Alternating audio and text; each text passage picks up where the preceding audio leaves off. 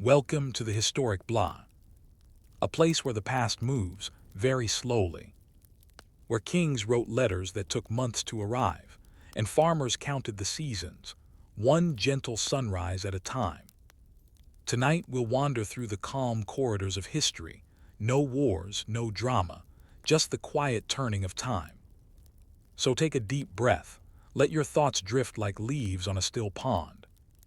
And if you find peace in these sleepy stories, you can like, comment, and subscribe. Not out of urgency, but simply whenever you wake up. For now, close your eyes and let history whisper you to sleep. Welcome to Beautifully Boring History. I will now begin with Story 1, The Apothecary's Ledger.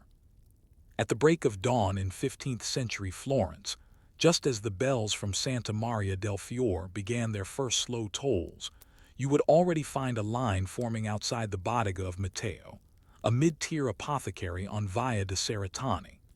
The street itself was not remarkable, a muddy, uneven artery that bore the footsteps of merchants, servants, nuns, bakers, and beggars alike.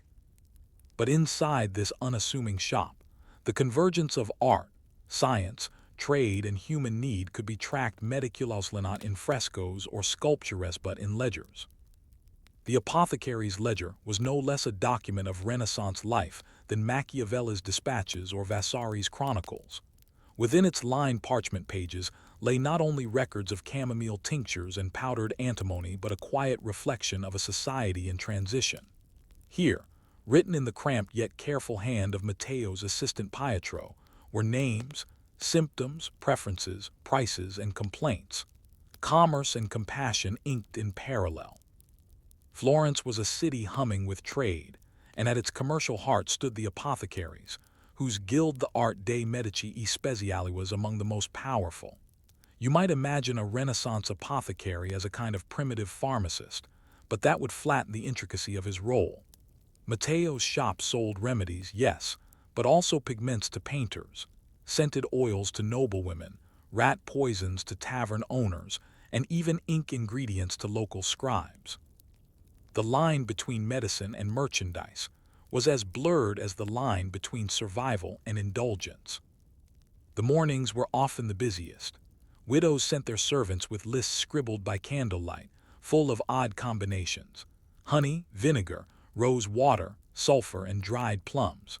Some requested bezoar stones or unicorn horns, scrapping slightly powdered narwhal tusk more for social fashion than actual healing.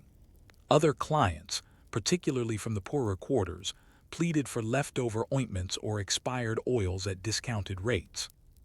The ledger notes these customers too, always with a symbol next to their name slightly indicating unpaid debts. What makes these records so fascinating isn't merely what was sold, but what was prescribed.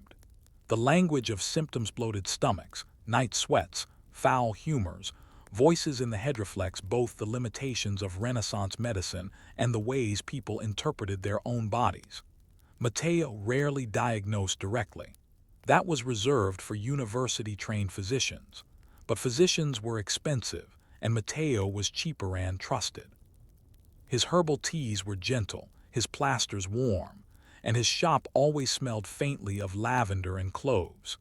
His ledger shows a regular stream of visitors suffering from melancholy, lethargy, fevers, and the cold of the womb, an all-purpose phrase for many gynecological complaints. But there is another side to this ledger not visible in numbers or names. It's in the way Pietro organizes the entries, often clustering them not by date but by family name. Entire household servants and masters alike are purchased from the same apothecary. This created invisible webs of loyalty and dependency. To be in good standing with your local speciale was as important as attending mass or paying your taxes. You could be denied goods if you owed too much. Some customers were extended credit, others were not. These decisions, rarely arbitrary, reflected Matteo's internal calculus of risk, reputation, and relationship. There were also seasonal patterns. Summer entries brimmed with cooling agents and antidotes, particularly after rumors of plague. Winter meant cough syrups and fat-based ointments for cracked skin. During Lent, purchases of frankincense and myrrh surged symbols of penance and purification. One can even trace civic anxiety in the increase of nervous disorders around the time of the Pazzi conspiracy in 1478. Fear, after all, was a marketable condition. Behind the scenes, Matteo's workspace was a blend of chaos and precision. Shelves were packed with earthenware jars labeled in Latin, Greek, and the local dialect. Mortar, some bronze, others stone set beside small scales and iron tongs. Ingredients were imported from across the known world: cardamom from the East, saffron from Spain, myrrh from Egypt. The complexity of supply chains required careful bookkeeping. Any error could lead to a failed remedy or, worse, death. The ledger contains not only what was sold, but where it came from when it was last replaced, and the cost at purchase. Curiously, the ledger also reveals which products weren't selling.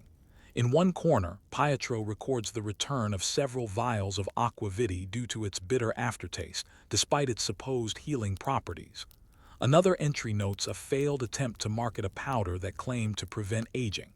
There is quiet humor in the marginal notes. Lady G returned, complained again, insists last balm made her dog sneeze. The line between medicine and miracle was thin. Some remedies were based on centuries of empirical knowledge. Others were sheer superstition. A concoction made of crushed emeralds was believed to cure epilepsy. In reality, it was more likely to bankrupt a minor nobleman. But the ledger tells us this wasn't just about belief, it was about hope. Renaissance Florence was an anxious city, crowded, unstable, ever at risk from disease, fire, and war. To buy a tincture, no matter how dubious, was to reclaim a sliver of control. The apothecary's work also intersected with the world of artists. Pigments were bought in bulk. Lapis lazuli, vermilion, ocrined. Matteo's shop became an informal gathering place for young painters discussing commissions. It was not unusual to find a Dominican friar arguing with a barefoot apprentice over the merits of different binding agents. The same oil that soothed a sore knee might also be used to blend color onto canvas. There is one particularly curious entry in Matteo's ledger. In 1483, a new customer began appearing regularly, a young man described simply as Leonardus, painter. His purchases included quicksilver, ox bile, and a rare blue pigment that cost more than most servants earned in a month. Though there is no proof, scholars have speculated this may have been Leonardo da Vinci, who at that time was known to be working intermittently in Florence. If true, it places the ledger not just at the heart of domestic life, but at the edges of genius. And yet, despite the grand names and exotic ingredients, the overwhelming impression left by the ledger is of routine, of ordinary people navigating illness, survival, and dignity through the dusty jars of an apothecary. It reminds us that history is not only made in palaces and cathedrals, but in the quiet recording of a cough syrup purchased on a Tuesday. As the morning rush subsides and Pietro returns to updating the inventory, one wonders, what did Matteo think of his customers? Did he believe in his own remedies? Or was his true craft not healing but the quiet art of listening? As spring deepened in Florence, the scent around Matteo's apothecary shop thickened with citrus peel and camphor. The days grew longer, and the sunlight warmed the clay walls of the narrow street, drawing more customers to the bustling door. Pietro sharpened his quills and prepared fresh pages in the ledger. Spring, they had learned, brought not only pollen and fevers, but politics, debts, and the renewal of city life. And for a respectable apothecary, those forces were more intertwined than might seem at first glance.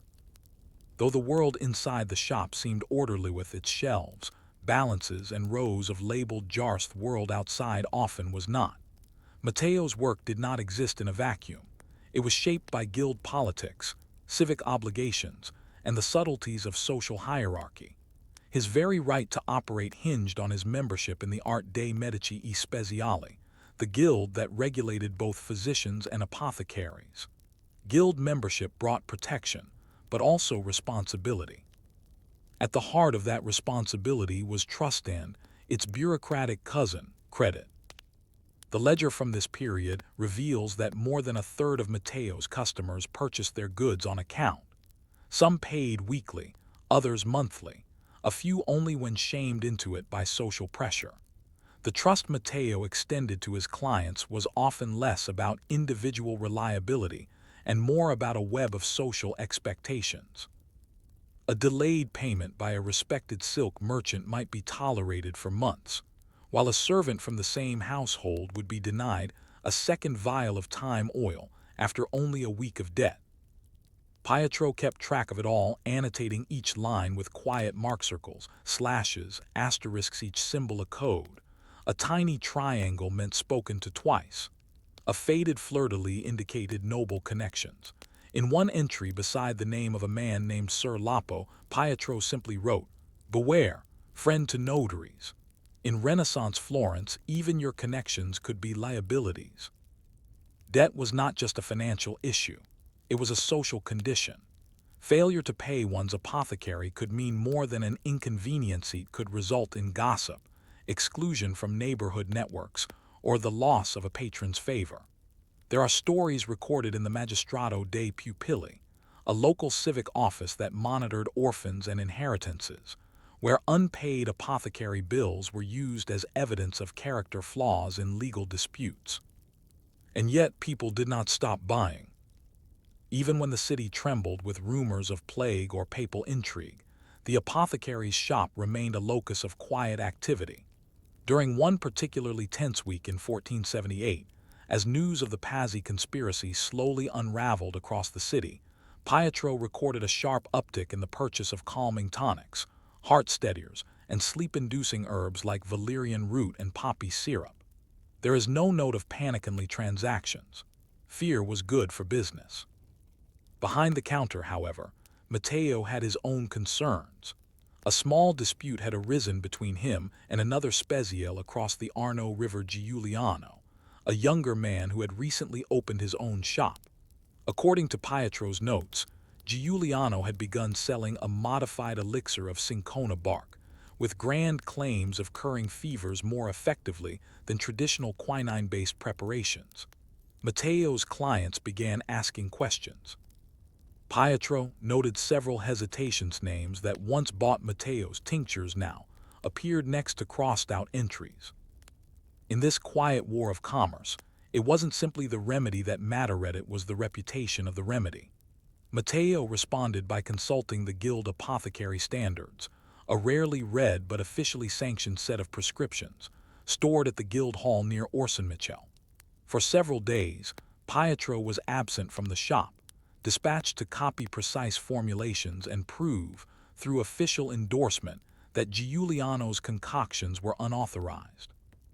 The power of such standards was immense. They didn't just uphold public health, they protected economic territories. By reinforcing the boundaries between approved remedies and unorthodox ones, the guild secured its members against interlopers. Eventually, Giuliano was fined modestly, but the real victory was reputational. Pietro noted with satisfaction the return of two high-profile clients in the week following the ruling. These conflicts, minor though they may seem, underscore a central truth of Renaissance life. Science, medicine, and authority were not neatly divided.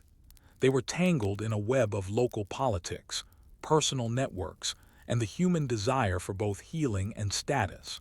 To treat a patient was to enter into a relationship shaped as much by social capital as by botanical knowledge.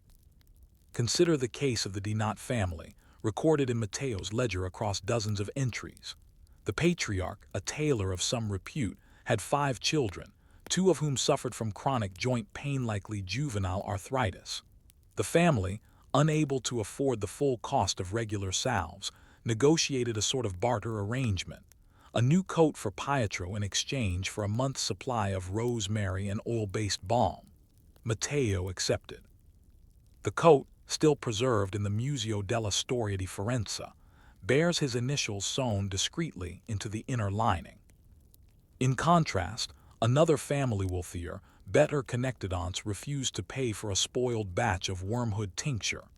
They claimed the preparation had turned cloudy and insisted Matteo replace it free of charge. Though Matteo suspected they had stored it improperly, he relented. The family's ties to the Medici made it unwise to escalate. As a businessman, Matteo was savvy, but as a man he was also tired. Pietro's entries grow more detailed during this period, suggesting that the aging apothecary was increasingly delegating day-to-day operations. One note in the margin of a spring entry reads, "M. unwell toddy cough worsening, refused honey, only asked for silence." Whether Matteo's condition was serious or merely weariness from decades of standing and mixing, we do not know, but the ledger hints at a transition. With Matteo more often absent, Pietro began asserting himself. He reorganized the shop's storage by function rather than alphabet. He introduced a log of common client ailments cross-referenced by treatment success. One could almost call it an early clinical trial, though informal and subjective. Over time, a pattern emerged. Clients who received decoctions with lavender reported better sleep. Those using fennel-based drops showed reduced complaints of bloating. Pietro marked these patterns with checkmarks in red ink, new innovation in the ledger. The shop thus evolved not through revolution, but through incremental pragmatism. In Pietro's evolving system, we see the subtle shift from tradition to experimentation. It was not dramatic.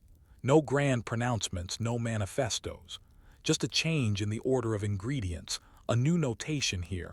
A customer quietly moved from one blend to another. But within these decisions lies the slow heartbeat of the Renaissance. Learning, adjusting, surviving. Yet amid the routines, one troubling entry appears late in the section. It is brief and cryptic. March 12, Lady V collapsed, fever. Sent for Fr. Angelo, no remedy helped. Husband demanded refund, refused. Silence followed. The silence in a ledger that so often speaks in detail is unsettling. Who was Lady V? Why the sudden collapse? And what role did the apothecary's remedier lack thereof play? Was it a failure of medicine or something more complex? The next entries return to normal cinnamon oil, camphor rubs, leeches, and liver paste. But something lingers, a trace of doubt, a reminder that even in a well-ordered shop filled with trusted names and careful formulas, life remained fragile. The apothecary's work, for all its precision, was never certain. Trust could be shattered by a single misstep. And so, as Pietro closes the ledger for the day and Matteo coughs softly in the back room, the question remains. What happens when faith in the apothecary begins to erode not just among customers, but within the shop itself? The spring rains had come late to Florence that year, and when they arrived, they fell steadily for days, cleansing the narrow streets, seeping between cobblestones and soaking into the dried wooden doors of old shops like Matteo.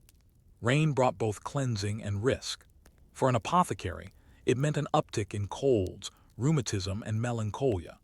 It also meant leaks in the roof, damp in the herb drawers, and sluggish foot traffic as citizens chose to wait out their ailments with blankets and superstition. In the shop on Via de Seratani, things were changing. Matteo no longer rose at dawn. His cough had worsened. The once steady hand that measured powdered sulfur by grain now trembled against the rim of the brass balance. Pietro, though still called assistant in the ledger, was apothecary in all but name. He opened the shutters each morning, counted the previous day's coin, and kept the ledger sharp with his careful notes and red checkmarks. The entries in the ledger began to lengthen out with more ingredients, but with more observations. Pietro was turning reflective, almost scholarly. He noted not only what was sold and to whom, but what it appeared to achieve. In one entry from late March, he wrote, Giovanni de Greve returned requested the valerian again. Reports that it calms his wife's mourning. Will increase dose slightly, cautiously. Such notes were unusual. Apothecaries had always been cautious not to imply medical authority. But Pietro was drifting beyond the transactional. He was watching, documenting, and gently theorizing. This was not rebellion, it was the slow evolution of practice born of necessity. Matteo, sensing the change, resisted at first. He grumbled when Pietro rearranged the storage again. He scoffed at the idea of recording sleep quality beside ingredients. But as his strength waned, Matteo withdrew. He spent more time in the small room behind the shop, where the shelves bowed with dust-laden volumes of Dioscorides, Galen, Avicenna, and more recent works from Northern Europe. He read them slowly, as if revisiting old friends he no longer had the strength to greet in person. Then one morning, Pietro arrived to find the shutters still closed, the shop dark, and no sign of Matteo stirring from his cot. The old apothecary had died in the night. There is no dramatic entry in the ledger that day, just the next transaction, as if nothing had happened.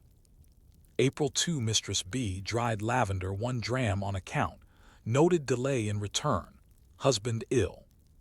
But 3 days later, Pietro wrote, for the first and only time, in a bolder, uncharacteristic hand. Matteo, master and mentor, has passed. This shop continues in his name with his tools under my care. No customer ever read those words. They were not meant to be seen, but their presence marks a turning point. The apothecary's ledger had become a chronicle of succession. What followed was a period of unease. Matteo had been the face of the shop for decades.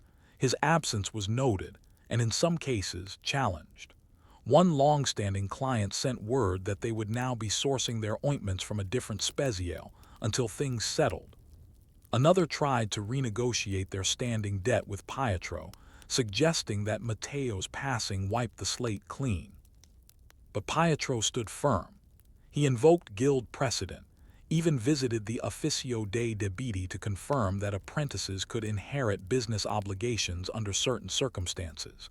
He was learning not only to mix oils, but to navigate the bureaucracies of commerce.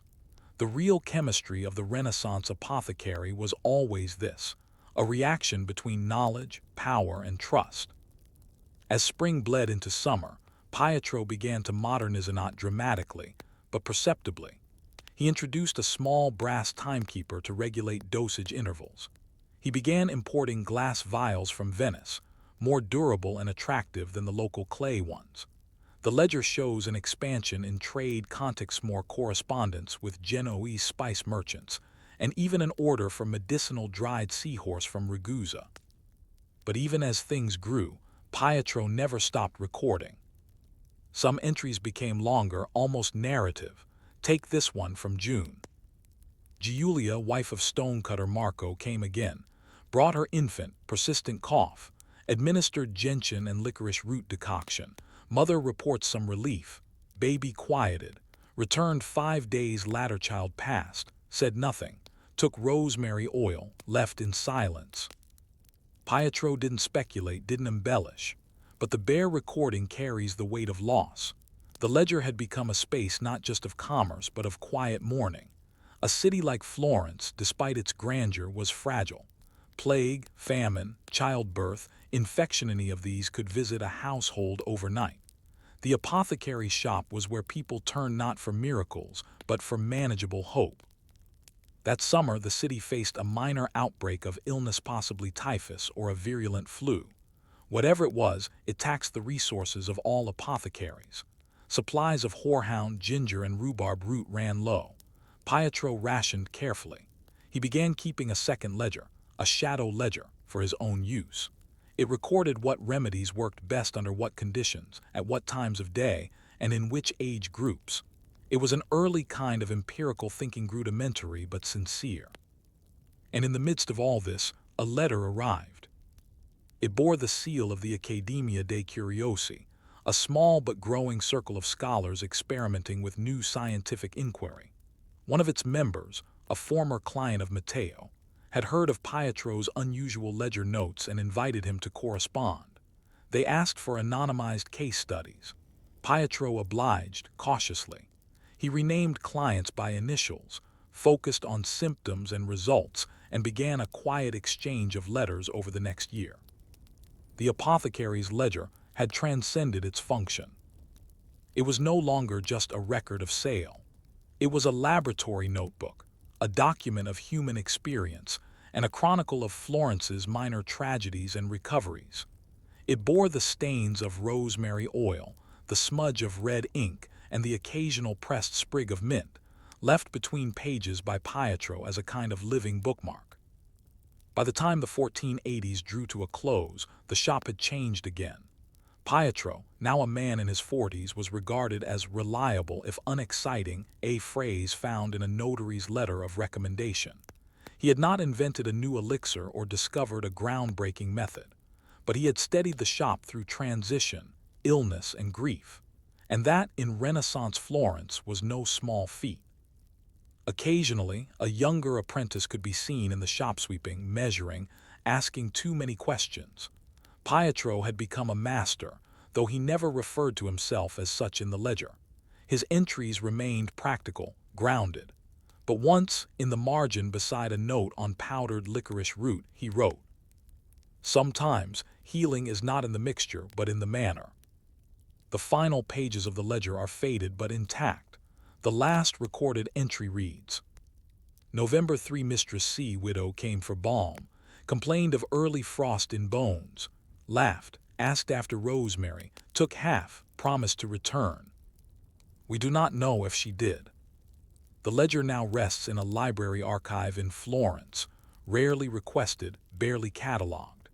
But it remains one of the most intimate documents of its age, not because it tells us about Matteo or Pietro, but because it tells us about everyone, about how ordinary people endured the slow grind of pain, doubt, and aging, how they placed trust in tinctures, in names on jars, and in the quiet scribbles of a shop assistant who paid attention. And in the margins, among the dust of crushed cloves and faded handwriting, one final thought lingers. What other stories unwritten, unspoken, unremembered lived between these lines? Story 2, Brunelleschi's bricks, the boring battle to build a dome. Florence, 1418. The city stood proud, flush with wealth and ambition, its skyline a jagged line of bell towers and merchant palaces except for one peculiar void. Rising from the heart of the city was the vast base of Santa Maria del Fiore, the cathedral begun more than a century earlier. Its marble walls gleamed in the Tuscan sun, its chapels echoed with liturgical chants, but its dome, its crowning architectural glory, remained conspicuously absent. To the modern eye, this might seem an oversight. To a Renaissance Florentine, it was a humiliation. The empty hole in the roof of the city's grandest building was both literal and symbolic.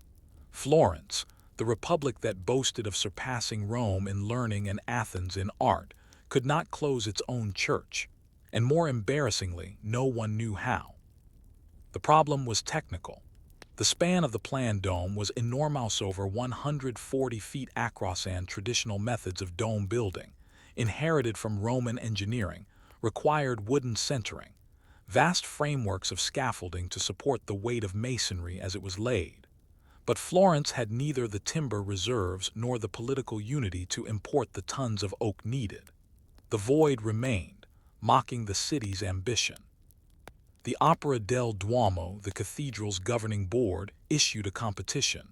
They needed a plan, one that did not require centering, would not bankrupt the Republic, and ideally would not collapse. Enter Filippo Brunelleschi, a goldsmith by trade, an architect by insistence, and a man known as much for his silence as for his stubbornness. You might imagine that Brunelleschi entered the scene dramatically, draped in mathematical manuscripts or quoting Vitruvius.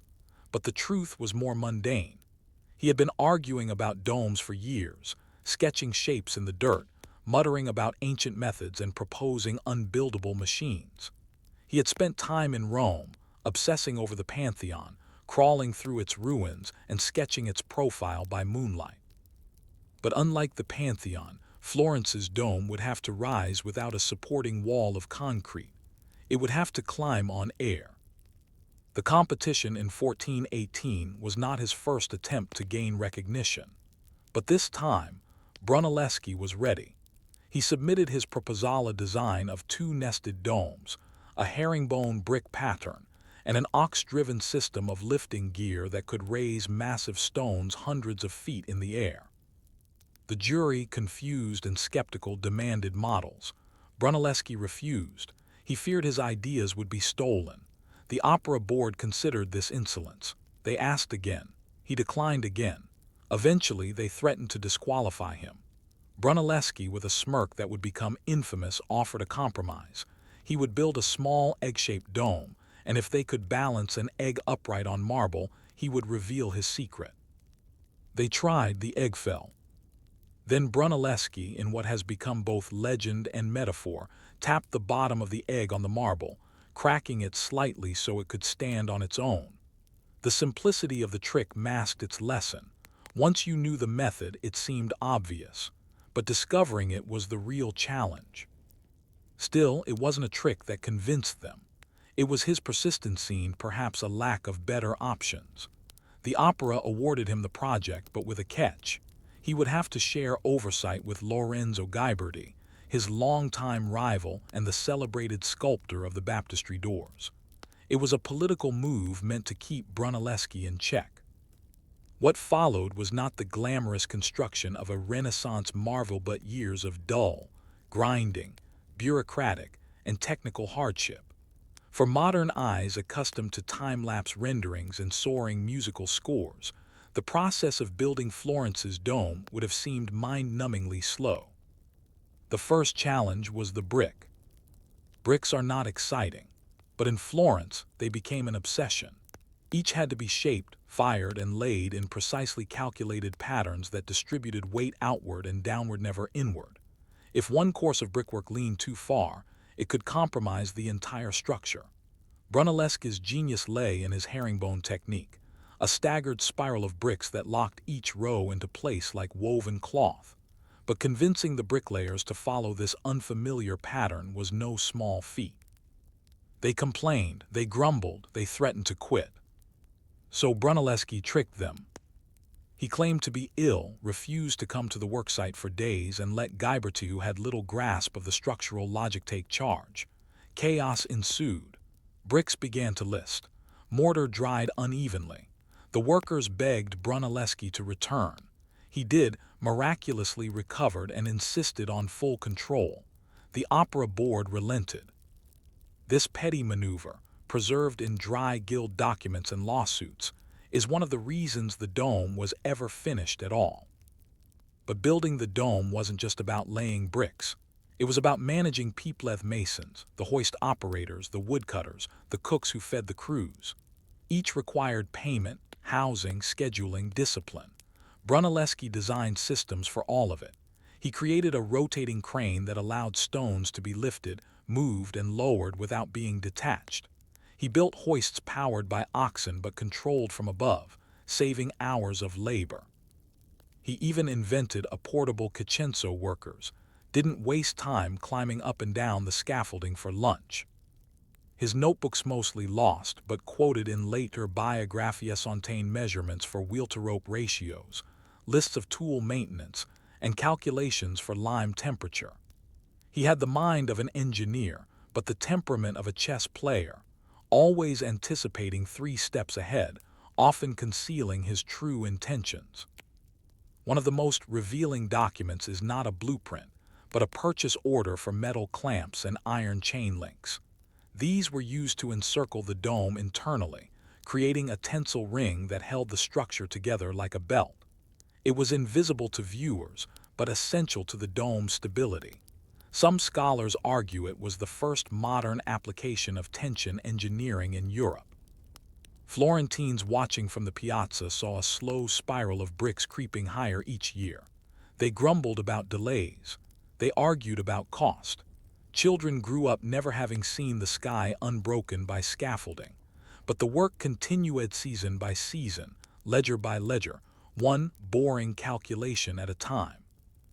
The artisans were paid every 2 weeks. The money was recorded in florins and lira. If the weather turned or a plague outbreak occurred, construction paused and men were sent home. During one especially dry summer, work halted entirely due to a shortage of mortar water. Brunelleschi insisted on water from specific sources, believing certain minerals affected setting time. It is easy, centuries later, to imagine the dome as an inevitability, but at the time it felt like a wager, an expensive, experimental, and risky venture that could, at any point, end in disaster. Brunelleschi refused to draw full plans, partly out of secrecy, partly because he was adapting as he went. Everything was in motion. And the city, though proud, remained wary. Pamphlets circulated accusing Brunelleschi of arrogance. Some claimed the dome would collapse under its own weight.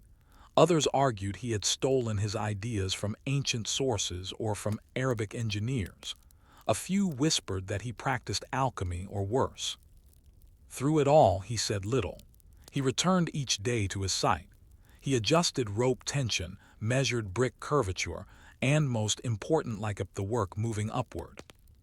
By 1436, after nearly 2 decades, the dome neared completion.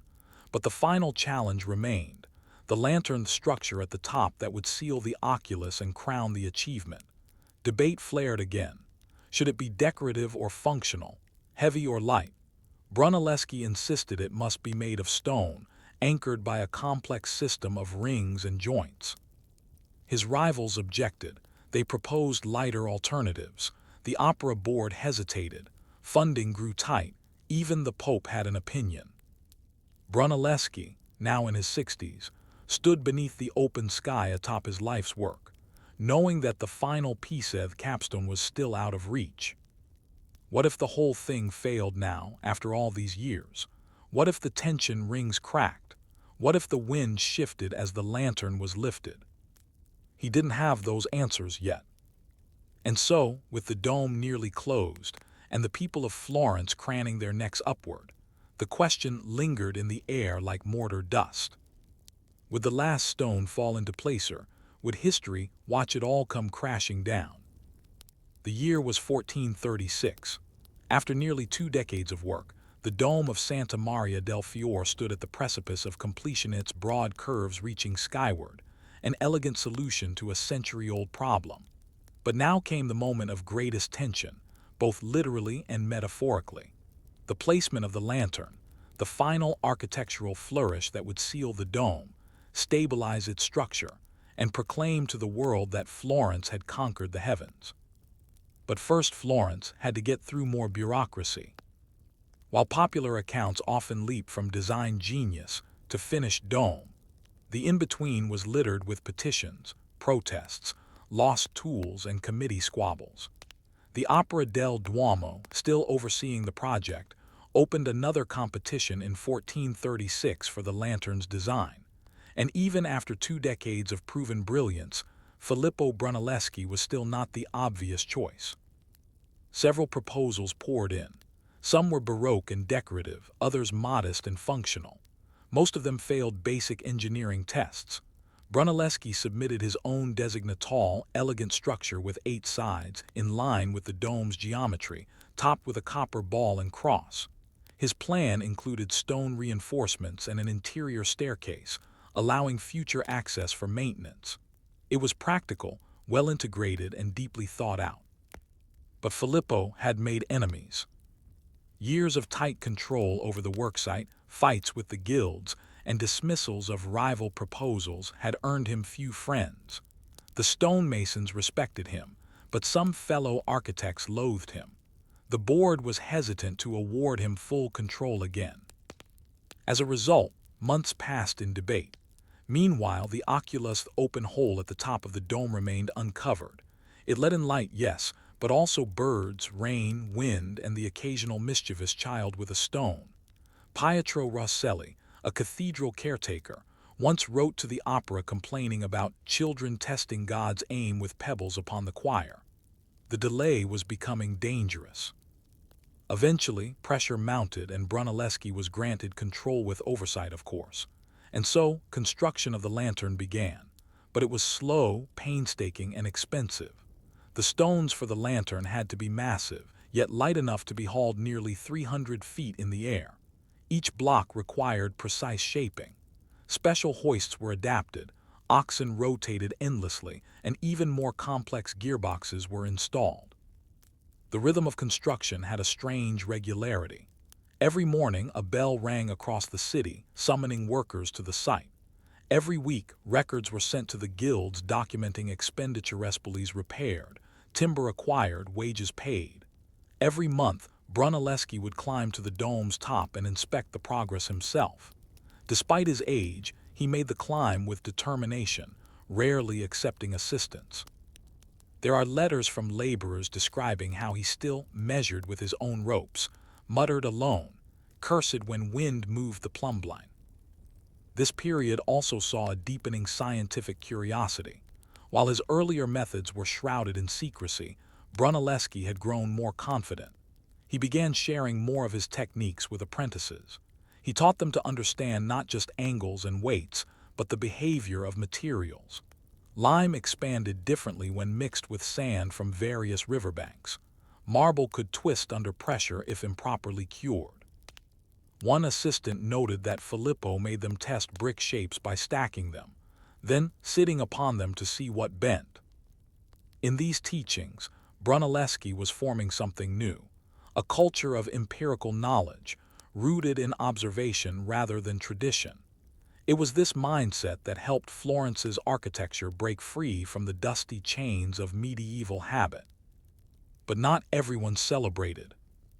During one winter, a letter to the opera accused Brunelleschi of endangering the structure by using too few iron clamps. Another claimed he was stealing stone for private projects. Neither accusation held weight, but they slowed progress. The opera launched yet another review. Work was paused. Contracts were reviewed. Documents, dry and dull, filled with Latin phrases and itemized costs, tell this story more clearly than any painting. The dome might have fallen not from engineering failure but from committee exhaustion. Despite it all, the lantern rose. Workers toiled through harsh wind and scorching sun. Every stone had to be lifted, fitted, and braced in a dance of coordinated labor. At times, a single misplaced stone delayed work for days. Mortar dried too fast in summer, too slow in winter. More than once, rope snapadons nearly killing a mason, who was saved only by a thick wool cloak that cushioned his fall. By 1439, the structure of the lantern was nearly complete, but one question remained: how to top it. Brunelleschi had long envisioned a bronze ball and cross symbolic, shining and visible for miles. It would be the finishing touch on Florence's crown, but the sheer logistics of placing such an object at that height were daunting. It would need to be forged, hauled, and mounted without cranes slipping or winds interfering. In 1446, the commission for the ball went to Andrea del Verrocchio, then a rising star in Florence. He designed the orb with internal reinforcements and a system for bolting it into the lantern's pinnacle. The mounting was delayed, however, for the most mundane of reasons: funding. War had emptied the city's coffers, and even the dome had to wait. That same year, Brunelleschi fell ill. There is no heroic account of his final days, no records of grand pronouncements or poetic farewells. What we know comes mostly from his will and a few notarial documents. He left behind no children, few possessions, and many blueprints. His tomb, tucked inside the cathedral, bore a simple Latin inscription: "Here lies the most illustrious architect Filippo Brunelleschi, a citizen of Florence who built the dome of this church." After his death, the opera briefly considered altering the lantern plan, but no one could agree on an alternative, and so they stuck with Brunelleschi's design. Finally, in 1471, nearly 35 years after construction began, long after Filippo's death, copper orb and cross were lifted into place using a system modeled after Brunelleschi's original hoist. The city gathered in the piazza below, watching as the final piece was placed in the sky. They cheered, bells rang, some wept, but most simply went home. The dome, completed in quiet increments, had always been there in their lives, growing like a tree in the center of the city. It had become part of the background. Its construction had lasted a generation. For those who had built it, the true marvel was not the final ball or the beauty of the skyline. It was the fact that, brick by brick, Over decades of labor, paperwork, argument, lifting, failure, recalculating, and trying again it had held. And yet, was it finished? The cracks in the lantern would one day require repairs. The orb would be struck by lightning and replaced. Scaffolds would be raised again. Restoration would become an ongoing concern. And so, even as Florence's greatest work reached its conclusion, the nagging Renaissance question remained. Is anything built to last forever, or only just long enough? Long after the applause died down and the copper orb gleamed softly under a Tuscan sky, the dome of Santa Maria del Fiore entered a new phase, not as an unfinished dream or a dangerous gamble or a topic of heated debate, but as a part of the city's daily life. It had become so familiar that, in time, people forgot it had once been thought impossible. And yet its afterlife in stone and memory was only beginning. In the decades that followed its completion, Filippo Brunelleschi's dome would be studied, praised, copied, and misinterpreted. But it also had to be maintained at a task far less glamorous than the original construction, and far more revealing of what it meant to build something meant to last forever. The cathedrals caretakers, many of them from the same families who had worked under Brunelleschi, began keeping their own ledgers. These documents recorded the mundane realities of architectural permanence: birds nesting between ribs, cracks forming from thermal expansion, water pooling at the base of the lantern. There were no more competitions, no processions, only scaffolds, lime mortar, rope coils, and fatigue. Restoration, it turns out, is often harder than innovation. The dome had settled slightly within its first 50 years, as all great masonry structures do. The iron tension chains Brunelleschi had embedded inside the dome began to corrode from within due to moisture penetration through micro-cracks. By the 1490s, engineers had begun discussing reinforcement, but Florence was at war again, first with Pisa, then internally, during the chaos following Savonarola's rise and execution. Funds were limited, repairs were postponed. And so the dome aged. It became, over time, a symbol less of future ambition and more of what had been achieved, a kind of civic nostalgia, even in its own time. Florentines pointed to it with pride, but fewer understood it. The generation that had known Filippo personally was gone. Apprentices who had once laid bricks under his watch were now elderly, if alive at all. New architects drew upon his work, but many misunderstood the methods. Some assumed he had access to lost Roman secrets. Others called it divine inspiration. The truth, the methodical logic, the herringbone patterns, the calculated counterweights was mostly hidden inside the stone, or in the heads of now-dead masons. One of the clearest examples of this fading memory is a letter written in 1532 by an engineer named Luca del Rosso. In it, he describes a proposed strengthening of the dome using external iron bands. He writes, "We cannot know what thoughts Brunelleschi held in full, for many of his designs were committed to memory or buried with him. We work now in the shadow of his intentions, hoping not to betray them." It's a sentence full of admiration and quiet resignation. By the 16th century, Vasari, Florence's first great biographer of art, had canonized Brunelleschi in his lives of the most excellent painters, sculptors, and architects. But even Vasari was vague about the details. He emphasized the genius, the personality, the drama, but said little about brick bonds or hoisting gear. The boring truth had begun to vanish. And yet the dome stood. It inspired Michelangelo, who would later design the Dome of St. Peter in Rome. When asked how he planned to top Brunelleschi's achievement, Michelangelo reportedly replied, "I will make its sister, but not its equal." And though his dome in Rome was larger, it relied on reinforced centering and took cues directly from Florence. Brunelleschi's influence spread quietly through details. Architects began embedding tension rings. Dome spans grew bolder.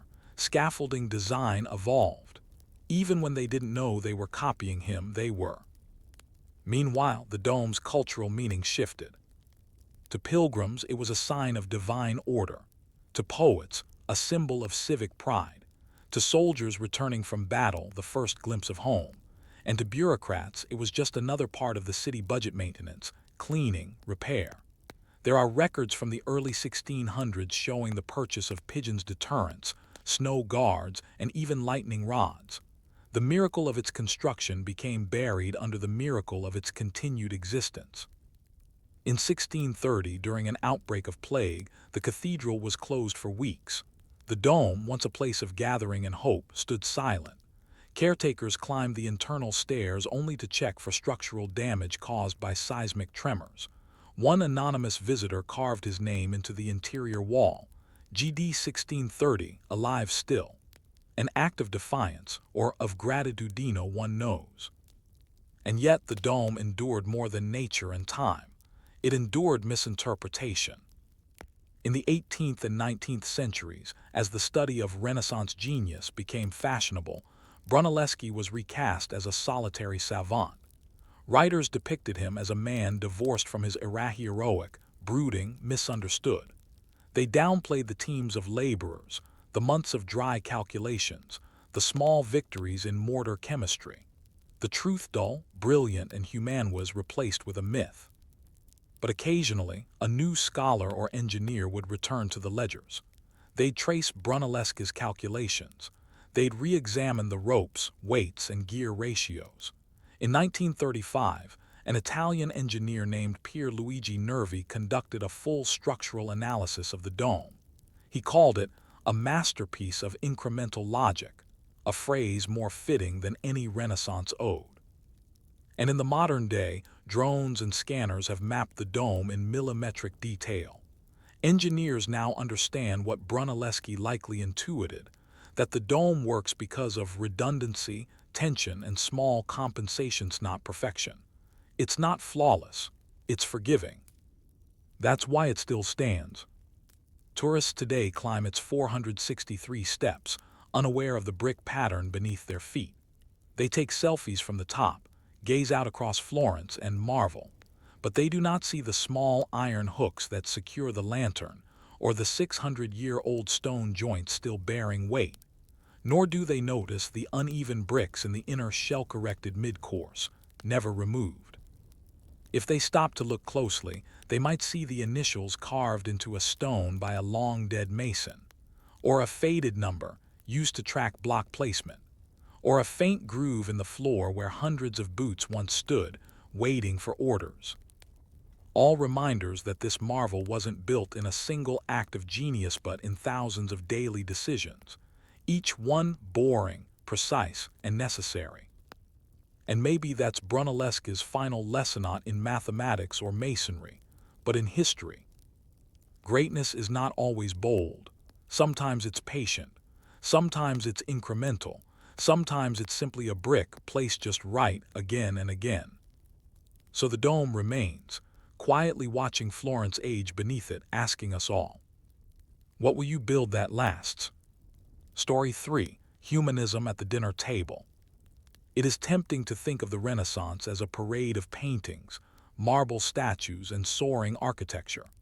But much of its transformation, its subtle, slow-motion turning of thought, began not in churches or workshops, but at dinner tables, in private studies, and through letters written in a careful hand by candlelight. One such hand belonged to Leon Battista Alberti. Not a name that stirs the imagination like Michelangelo or Leonardo, Alberti was a man of quieter revolutions. He did not carve David or paint the Last Supper, but he wrote prolific treatises on architecture, ethics, family, and education, all deeply rooted in the rising ideology of humanism. Unlike the myths of sudden artistic genius, humanism grew like a root system, slow, invisible, and vital. But Alberti did not emerge from the Florence you might imagine. He was born in Genoa in 1404 to a wealthy Florentine banking family exiled due to political upheaval. His early years were spent outside Florence, a city he loved and longed for from afar. This longing, paired with a classical education in Latin, formed the soil of his intellectual growth.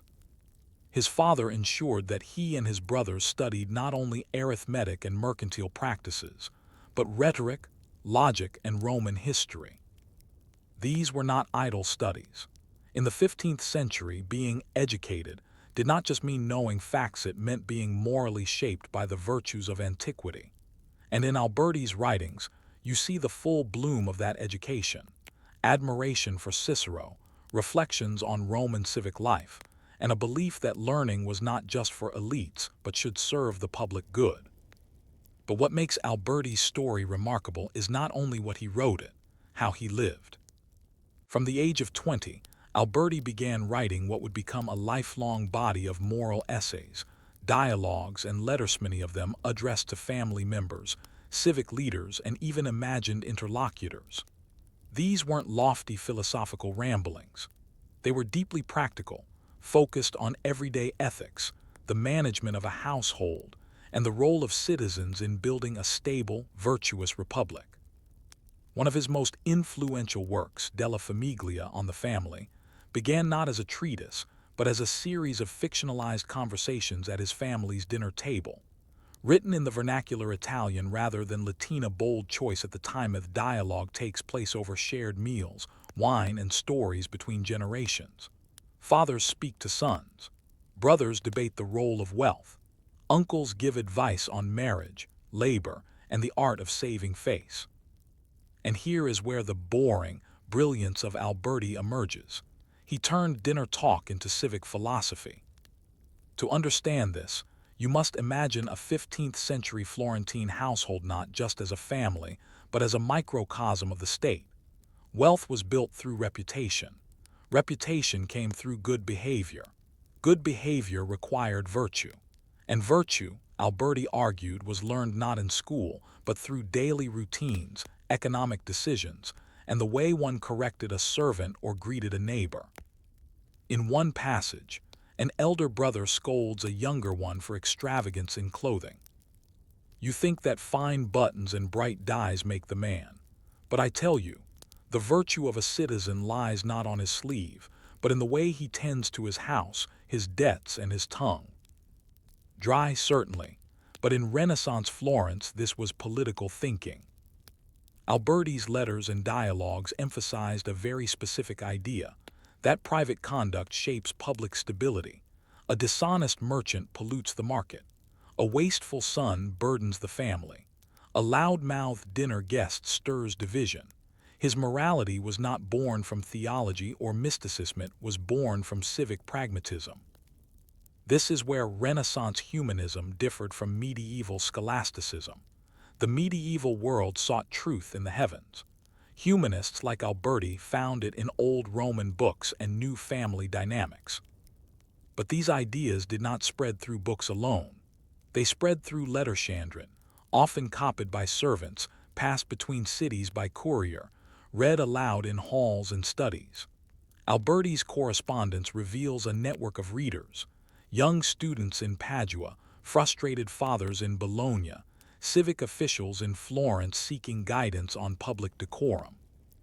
One letter, dated 1432, is addressed to a cousin entering public service. Alberti writes, "Speak with reason. Carry yourself as one who understands that the eye of the city is not only upon the council, but upon the steps you take home after. Be just in small things. They echo loudly." It's a simple message, yet radical in context. The idea that civic virtue begins with personal restraint was a rejection of both aristocratic arrogance and clerical detachment. Alberti was crafting a philosophy for the urban middle, those citizens whose success depended not on titles but on trust. He also placed strong emphasis on education, not the abstract learning of scholars, but the moral training of children and young men. In Della Famiglia, a father lectures his son about reading not for pride, but for preparation. Read Caesar, for he shows how a man acts under weight. Read Seneca, for he teaches how to carry that weight with dignity. Read Livy, and you will see the cost of indecision. These references weren't ornamental. They were blueprints for behavior. Alberti's version of education was an ethical workshop, where literature served as both mirror and manual. And then there was his architecture. Though better known now for his buildings, Alberti himself considered architecture an extension of virtue, not a separate discipline. He believed that the design of a city, a church, or a home reflected and shaped the soul of its people. His De Re Edificatoria, written in Latin and modeled after Vitruvius, is as much about moral order as physical space. Proportions, he insisted, mattered because they mirrored the harmony of reason. Cluttered buildings made for cluttered minds. Grandiosity without balance invited decay. He once wrote, "A beautiful building is one that does not raise pride, but teaches moderation." In this belief, you see the full circle of his thought. Civic virtue, family discipline, architectural harmony, all threads of the same ethical fabric. A good citizen kept his accounts in order, dressed with restraint, raised thoughtful children, and built houses that would not shame the street. But Alberti was not naive. He lived in a Florence riven by political intrigue, shifting alliances, and economic crashes. He knew that corruption thrived in power, but unlike cynics, he didn't retreat into despair. He believed that small, private acts of virtue could resist public decay. And so he wrote, and wrote, and wrote.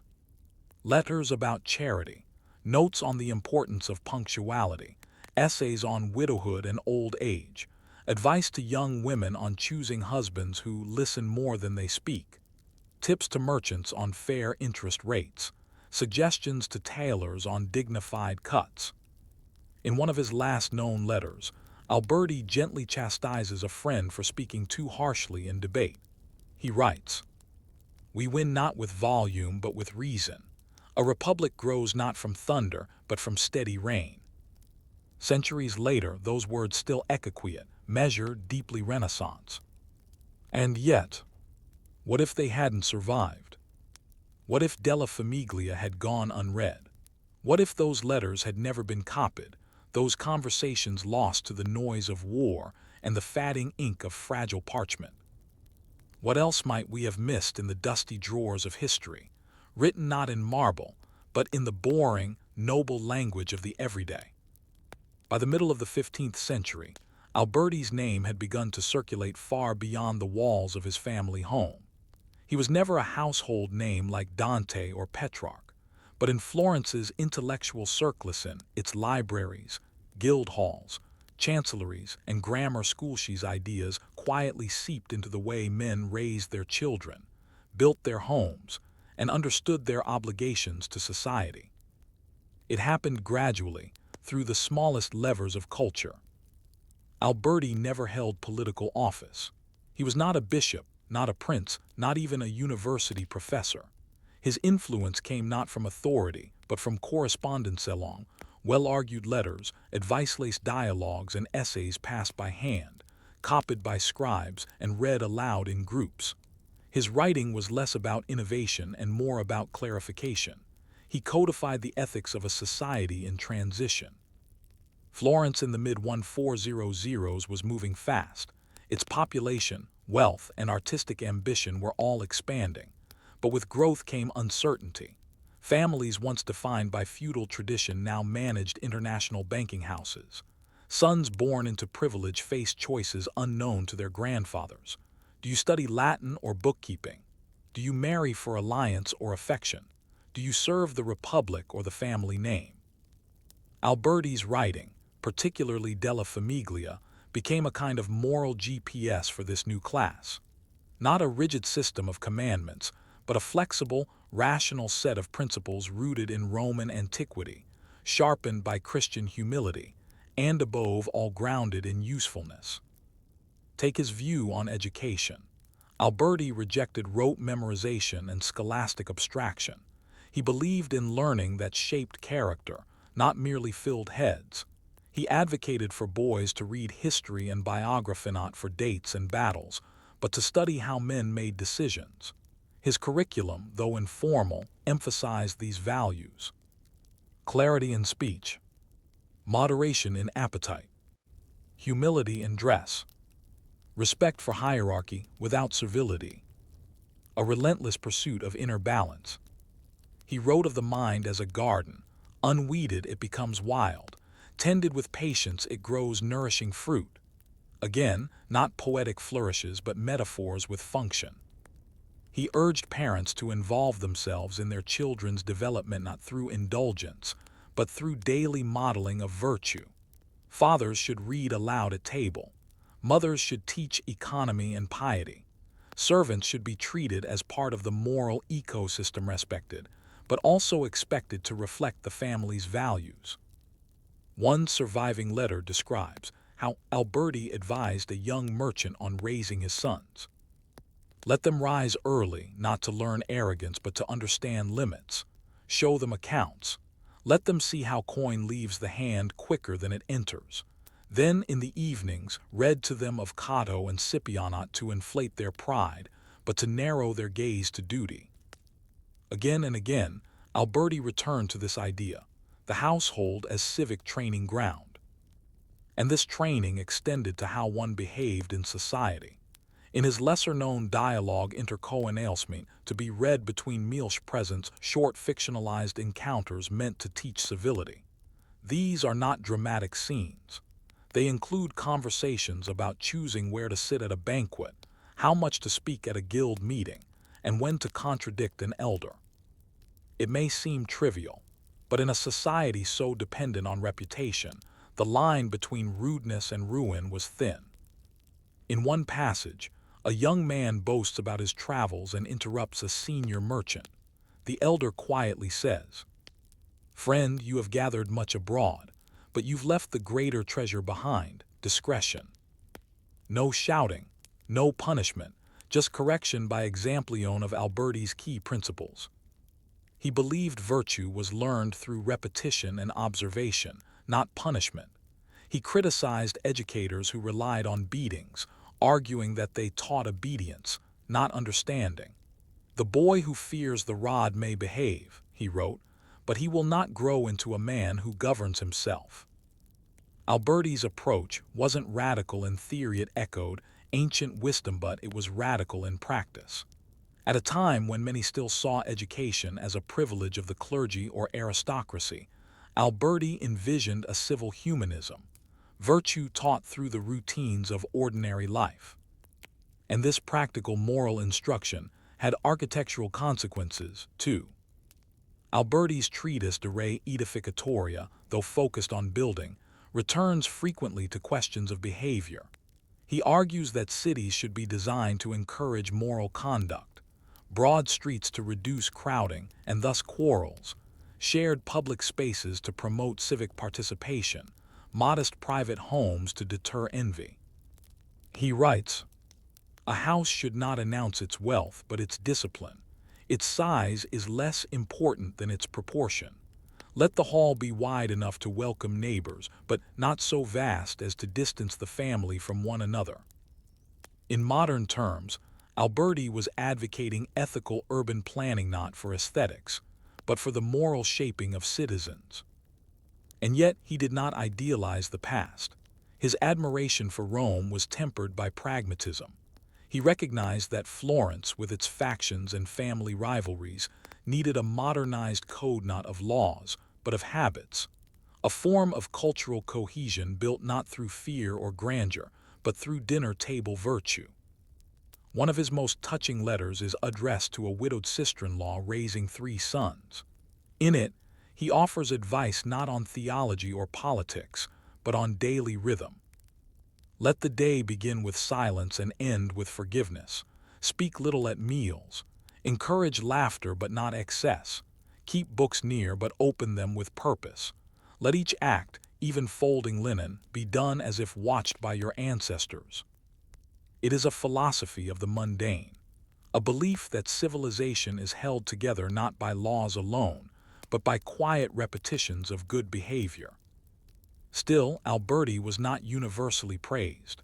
Some contemporaries found his ideas tedious or overly moralizing.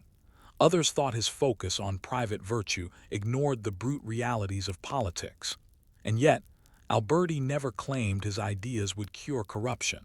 He believed only that they might soften its edge or make its victories harder won. In the years following his death in 1472, Alberti's letters and dialogues were copied, debated, and translated. Humanist schools began to echo his language. Architects referenced his ratios. Even church sermons, once dominated by sin and salvation, began to include themes of moderation, civic pride, and classical virtue. His influence was like the ticking of a clock rarely noticed, but structuring the day. And yet, how much of this quiet revolution was preserved?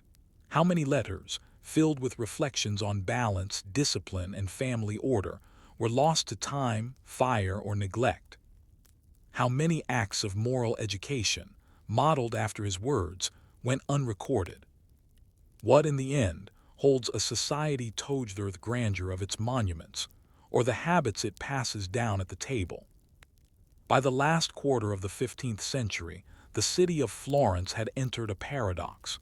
It was noisier than ever, humming with artistic commissions, debates in the piazza, new banks, new buildings, and yet, in certain corners of the city, a deeper silence had taken hold. Not the silence of emptiness, but the silence of virtue practiced without spectacle. That silence was, in no small way, the legacy of Leon Battista Alberti. By the time of his death in 1472, Alberti had written across disciplines: architecture, painting, family, language, mathematics, cryptography. But his true project, this slow, deliberate, hand-written revolution, was in shaping human behavior. He had shown a generation that the life of the mind was not limited to scholars or clergy, that the tools of moral improvement could be found not only in the Bible or court records, but in Cicero, Cato, and in a conversation with one's own son.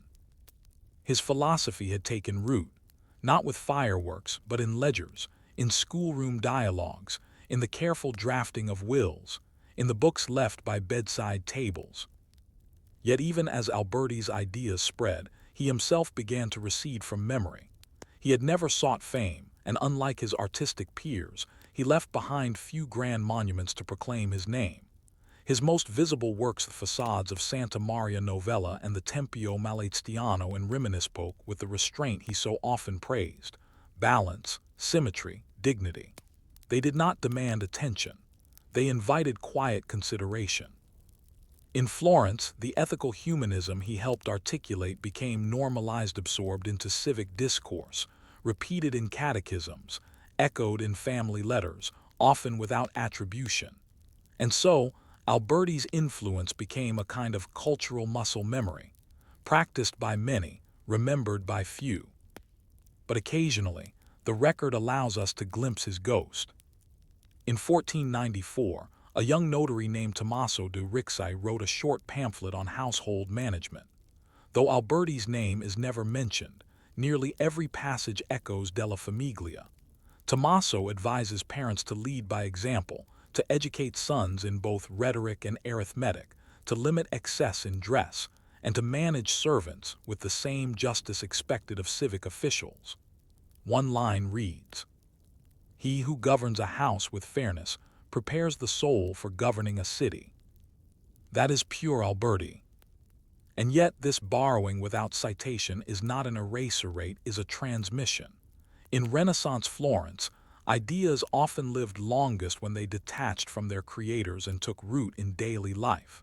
Alberti's aim was never self-promotion. His goal was to change how people lived. And in that he succeeded. Schools began incorporating classical authors into moral instruction. Young men in merchant families were taught to argue with logic and listen with humility.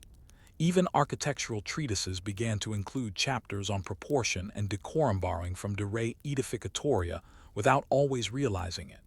In Venice, a version of Della Famiglia circulated under a different title. In Milan, echoes of his maxims appeared in business advice manuals for apprentices. But perhaps the clearest sign of Alberti's triumph is what happened in the homes of ordinary families. We find it in inventories. A 1486 household list from a modest but literate Florentine merchant includes Seneca, Caesar, Livy, Psalms, Alberti's dialogues. These were not luxury goods. They were used, annotated, handed down.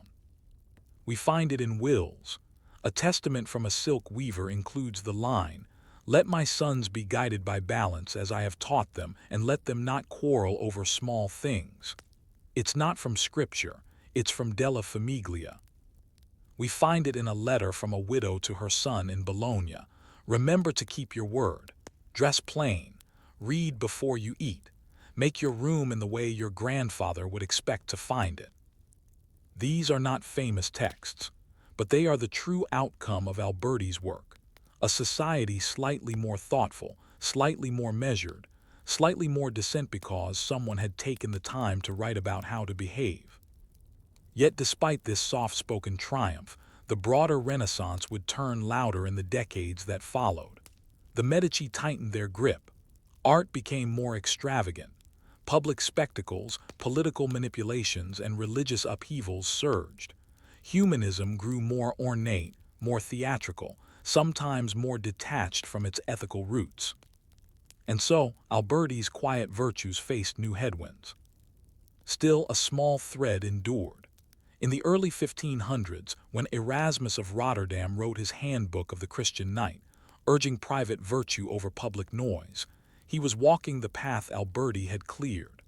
When Montaigne, in France, later composed his essays on personal conduct, curiosity, and moderation, Alberti's shadow hovered nearby. There is a comfort, then, in realizing that history is not always shaped by conquest or flair. Sometimes, it is shaped by a man with ink-stained fingers, sitting at a table, trying to explain to his family how to live well. And yet, as Alberti once asked in a letter to a friend, "If a man builds a house of virtue, but inscribes not his name upon it, will it stand longer or shorter in the memory of men?" There is no easy answer. But perhaps the more important question is the one Alberti never stopped asking, whether through architecture, family dialogue, or civic commentary. What is the worth of a life that shapes others quietly, thoroughly, and without applause? Story 4. Tax Records and Tailors. Florence, 1427. The city's textile worker-spinners, dyers, weavers, merchants went about their business beneath the low-slung rafters of crowded workshops. The air smelled of vinegar, sheep's grease, and urine-soaked dyes. No statues adorned these spaces. No frescoes told their stories. Yet within these unglamorous rooms pulsed the economic heart of the Republic. The wool industry in Florence was not glamorous. It was grueling, repetitive, and essential. And the most powerful arm of that industry was the Art della Linnaeus Wool Guild, a bureaucratic body that shaped Florence as profoundly as the Medici ever did. But to understand how wool became power, we must begin not in a workshop but in a tax record. In 1427, the Florentine government issued the Catasto, a new tax survey designed to inventory every household's wealth. It was intended to stabilize civic finances during a time of war and fluctuating revenue. But what it revealed quietly, among the scrolls and scripts, was the true weight of the wool guild. Page after page, house after house, the same phrases appeared. Income from wool trade, employed in Art della Lana, debtor to guild. The guild was not simply a business association. It was a network of influence, a citywide employer, lender, judge, and patron. The structure of the Art della Lana was vast. At the top sat a group of consul-selected officials who oversaw disputes, controlled pricing, and maintained standards. Beneath them were hundreds of capamaestri, master clothiers, who managed workshops and contracted labor. Below those were thousands of worker-spinners in rural villages, dyers near the Arno River, and tailors in the city center. Many of them never saw the final cloth. Their job was to perform one task, perfectly, over and over. But this hierarchy was not random. It was bureaucratically enforced, recorded meticulously in account books, contracts, and workshop logs. The guild required apprenticeships, inspections, and even moral conduct reviews. A worker who drank too heavily, missed too many shifts, or failed to pay debts could be barred from work, facto exiled from economic life. The guild kept ledgers, too many of which survive today. These documents contain more than orders and inventories. They contain stories. Marginalia describe injuries, illnesses, family deaths. A note might read, Giovanni unable to deliver woolwife ill with fever. Another, more severe, Marco fined for cursing master and failing to attend feast of San Lorenzo. These records, boring as they may seem, offer a window into how society was structured. For example, take a dyer named Pietro, working in the Santa Croce district.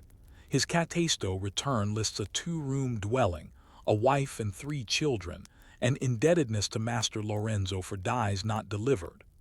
This line tells us several things. He worked on commission, not salary. His income was unstable, depending on both delivery and quality. The master held financial leverage, reinforcing a social hierarchy that extended beyond the workshop. Multiply this by thousands of entries, and you begin to see how the Wool Guild functioned as an informal government. It regulated labor, distributed contracts, levied fines, settled disputes. In many neighborhoods, it was more relevant than the distant podesta or signoria. And at the very center of this economic empire, the counting room. The Wool Guild maintained a central office, modest in appearance, but packed with account books, scrolls, and chests of coin. It was here that records were reconciled, loans extended, and legal petitions heard. Workers could appeal unfair treatment, though rarely with success unless backed by a patron. Contracts were sealed with wax stamps bearing the lamb, the guild's symbol. These rooms were often stuffy, dimly lit, and filled with the murmurs of scribes. They were not places of drama but of daily power. Consider the role of the gay bell or wool tax. Collected at checkpoints outside the city, it ensured that every bundle entering Florence was counted, taxed, and recorded. The system was so efficient that cloth could be traced from sheep to shirt, with every hand along the way documented. This created an infrastructure of accountability for justice, but for revenue. The Catasto of 1427 reflects this.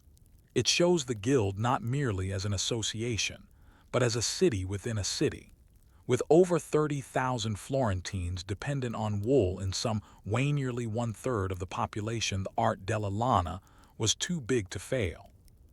And yet success bred friction. Other guilds, particularly the silk merchants and the bankers, grew resentful of wool's dominance. Tailors accused clothiers of hoarding fine fabric. Dyers protested low payments and exposure to toxic fumes. Rural spinners, mostly women, began forming informal alliances to demand better terms. Most of these grievances never reached the signoria. They were settled internally through guild arbitration, a process that prioritized stability over justice. A typical case might involve a dispute over the weight of wool delivered versus the finished cloth returned. Judges would weigh the samples, consult contracts, and levy a fine not based on evidence alone, but on reputation. Reputation was currency. A worker with a history of reliability might be forgiven a late delivery. One known for laziness or impudence might be banned altogether. The records show clear patterns. Workers marked with the word discolo, disobedient, or negitoso, negligent, were slowly erased from contracts. The guild used soft power just as often as hard rules. It sponsored religious feasts, subsidized chapel decorations, and supported hospitality acts that built loyalty. A tailor might curse his master on Monday, but still attend the guild's mass on Thursday. Order, not fairness, was the goal. And through all this, Florence thrived. Its cloths, especially the deep reds and dark greens prized in England and Flanders, became renowned. Trade routes expanded. Ships left Pisa loaded with wool, marked by guild insignias, accompanied by detailed bills of lading. Ambassadors referenced the art della lana in trade negotiations, citing its output as proof of Florentine economic power. Yet even as it reached its zenith, the wool guild's internal pressures grew. New machines allowed cloth to be woven faster. Imported dyes threatened local producers, and younger generations began to chafe under the tight control of guild protocols. Letters from apprentices in the 1440s express frustration at 10-year commitments, low wages, and the impossibility of becoming independent without a patron or family connection. But for no one, this moment recorded in dusty tax rolls and ink-stained contracts, Wool Guild remained the spinal cord of Florence. Quiet, bureaucratic, unseen by fresco or marble, and yet absolutely essential. So when we imagine the Renaissance, we might picture domes and paintings. But the ledger of a dyer or the petition of a spinner tells a more structural truth. Without the wool trade, there is no Florence. And yet, what happens when those very legisthos dry, administrative documents begin to show signs of strain, when the margins swell with unpaid debts, when workshop masters lose control of their apprentices, when the most powerful guild in Florence begins to unravel thread by thread? By the 1440s, the Art della Lana, Florence's all-powerful wool guild, was experiencing something few in the city dared name aloud: instability. Its power was still immense, to be sure. The guild governed thousands of workers and moved bales of cloth across the Mediterranean. Its name remained etched above chapel doors, its symbols carved into walls, and its officials attended state functions with all the trappings of economic nobility. But behind the facade inside the ledgers, petitions, and court records, the seams were beginning to loosen. And it started, as many unravelings do, with debt. In the late 1430s and early 1440s, Florence experienced several financial strains: war with Milan, bad harvests in the countryside, and the rising cost of luxury goods imported from abroad. The wool trade, dependent on a stable supply chain of raw material, transport, dye, and skilled labor, began to suffer at each point in its process. Guild records from 1441 show a surge in missed deliveries, unpaid loans, and workers petitioning for back wages. One master clothier, Niccolo di Guido, was summoned 4 times in 1 year for failing to pay his carters. He argued that his clients in Bruges had defaulted. The judges fined him lightly, then delayed the ruling. The guild could not afford to lose one of its top exporters. Justice bent beneath the weight of commerce. But it wasn't just the merchants feeling the pressure. Lower down the chain, tailors and spinners, many of them women, began organizing in small, informal clusters. They met in churches or at the riverbank, exchanging complaints, comparing piecework rates, and noting who was paid late or not at all. While these gatherings never reached the level of full-scale strikes, the guild treated them with suspicion. Solidarity among the lowest rungs of the labor chain was dangerous. To counter this, the Art della Lana increased oversight. Contracts became stricter. Apprenticeships required more documentation. A new category of worker, the sottoposto, literally, underplacement, was introduced, a legal gray zone between full laborer and day worker. These workers had fewer rights, and their names were often left out of the official ledger. It was a deliberate move of bureaucratic invisibility as control. At the same time, Florence's fashion tastes began to change. The wealthier citizens, increasingly influenced by styles from Milan and France, demanded more intricate cuts, lighter fabrics, and exotic colors. These styles were ill-suited to traditional Florentine wool, which was heavy, durable, and plain. The Art della Sede silk guild began rising in prominence, offering finer weaves and flashier finishes. The Art della Lana responded by attempting to regulate style. They issued decrees limiting how tailors could cut wool, outlawing extravagant linings, and fining those who introduced foreign trims into their garments. These restrictions were framed as protecting Florentine modesty, but in truth, they were protecting market share. The conflict between wool and silk became not only economic but symbolic. Wool represented the old Florence, disciplined, republican, rooted in labor. Silk represented the new Florence, opulent, courtly, leaning toward aristocracy, and at the center of this shift stood Cosimo de' Medici. Cosimo had long been a patron of the wool guild's fortune, partially made through textiles, but his vision extended beyond it. He funded the arts, the libraries, the academies. His interest in style and diplomacy put him closer to the silk merchants. Though never openly siding against the wool guild, Cosimo increasingly invested in ventures that bypassed the rigid structures of the art della lana. And the guild noticed.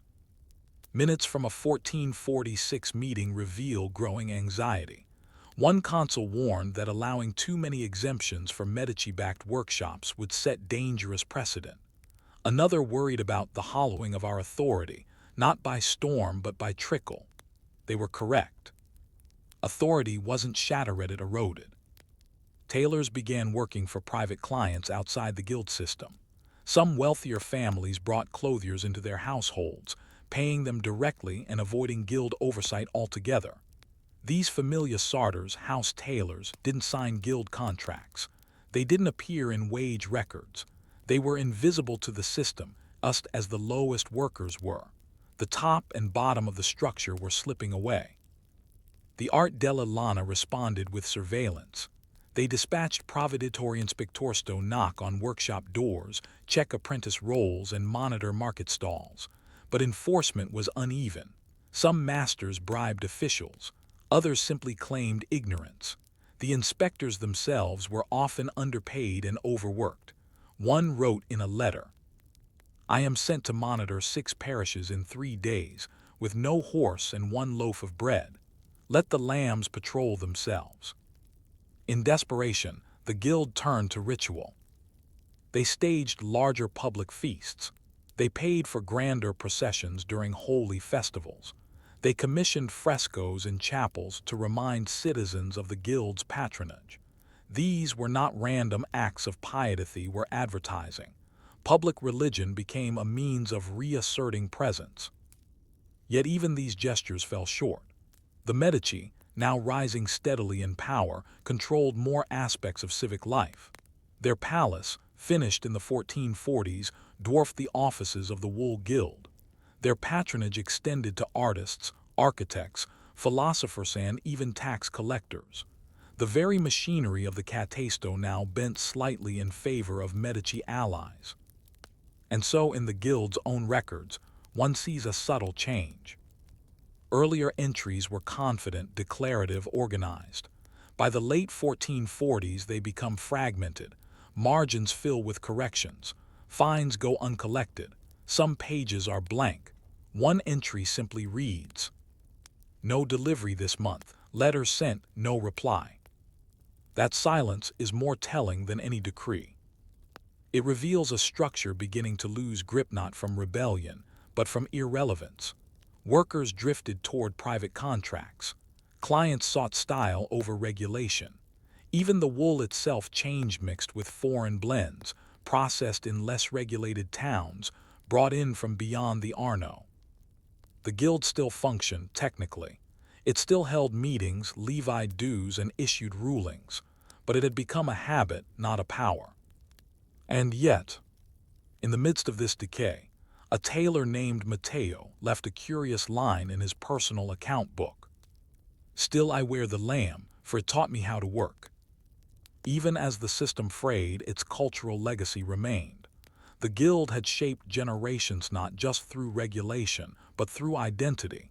A tailor didn't simply stitch fabric. He belonged to something. And that belonging carried weight, even as the structure that sustained it began to fail. So the question lingered in every workshop, in every counting room. If the rules dissolve, what happens to the people who followed them? By the 1450s, the Art della Lana, the once mighty wool guild of Florence, was not dead. It still existed on paper, still collected dues, still maintained a seal with its lamb emblem. But something had shifted. Power, once woven into the weft of daily life, had softened, stretched thin across a city whose priorities were changing. In some ways, this was inevitable. Florence had grown more complex. Its economy now included silk, banking, mining, bookmaking, and luxury crafts. Wealth flowed more through ledgers and letters of credit than through looms. Laborers still toiled over cloth, but fewer young men saw wool as their future. They apprenticed with goldsmiths or trained in humanist schools. And the guildance, the gateway to economic stability, seemed slow, even obsolete. Yet its archives remained. Stored in musty wooden chests beneath the Palazzo dell'Arte della Lana, rows of parchment volumes told a different story. They didn't speak of decline. They spoke of structure, care, repetition, a form of institutional memory rarely granted to laboring people in history. In one ledger from 1458, we find the following entry. Elena, widow of Ricciardo the dyer, petitions for late husband's debt to be waived. Cites 18 years of guild service, 4 apprentices trained, 2 sons at war. Request granted. Entry closed. Dry? Certainly. But within those few lines lies a small act of social recognition, a moment when a widow's invisible labor and her husband's silent contribution were acknowledged, not with fanfare, but with forgiveness. Another entry from the same year. Apprentice Stefano fined 2 soldi for absence without notice. Returned next day, claimed illness. Master confirms, fine lifted. Here we see bureaucracy not as oppression, but as a framework for fairness, however minimal. A process, however plodding, through which ordinary people could navigate expectations. That's what the Wool Guild had long provided, not just jobs, but predictability. A rhythm, a ladder, a code. Even in its decline, the Guild offered something precious, recorded existence. Most laborers in 15th century Europe left behind nothing. No portraits, no books, no monuments, but in Florence, tailors, spinners, and dyers appear by name in tax lists, apprenticeship rolls, dispute registers. We know who argued, who paid, who missed a quota, who passed a skill to a younger hand. And so the Guild, however flawed, gave a kind of immortality to the forgotten. But even this memory could not halt transformation. By 1469, when Lorenzo de' Medici came to power, the city's administrative priorities had shifted sharply. Taxation became centralized. Guild oversight diminished. Labor contracts increasingly bypassed traditional structures in favor of private, often undocumented arrangements. The catasto, once a guild-influenced tool of civic order, was reformed to suit broader state needs. The Arte della Lana responded not with rebellion but with archiving. Rather than fighting change, the Guild began to preserve its own past.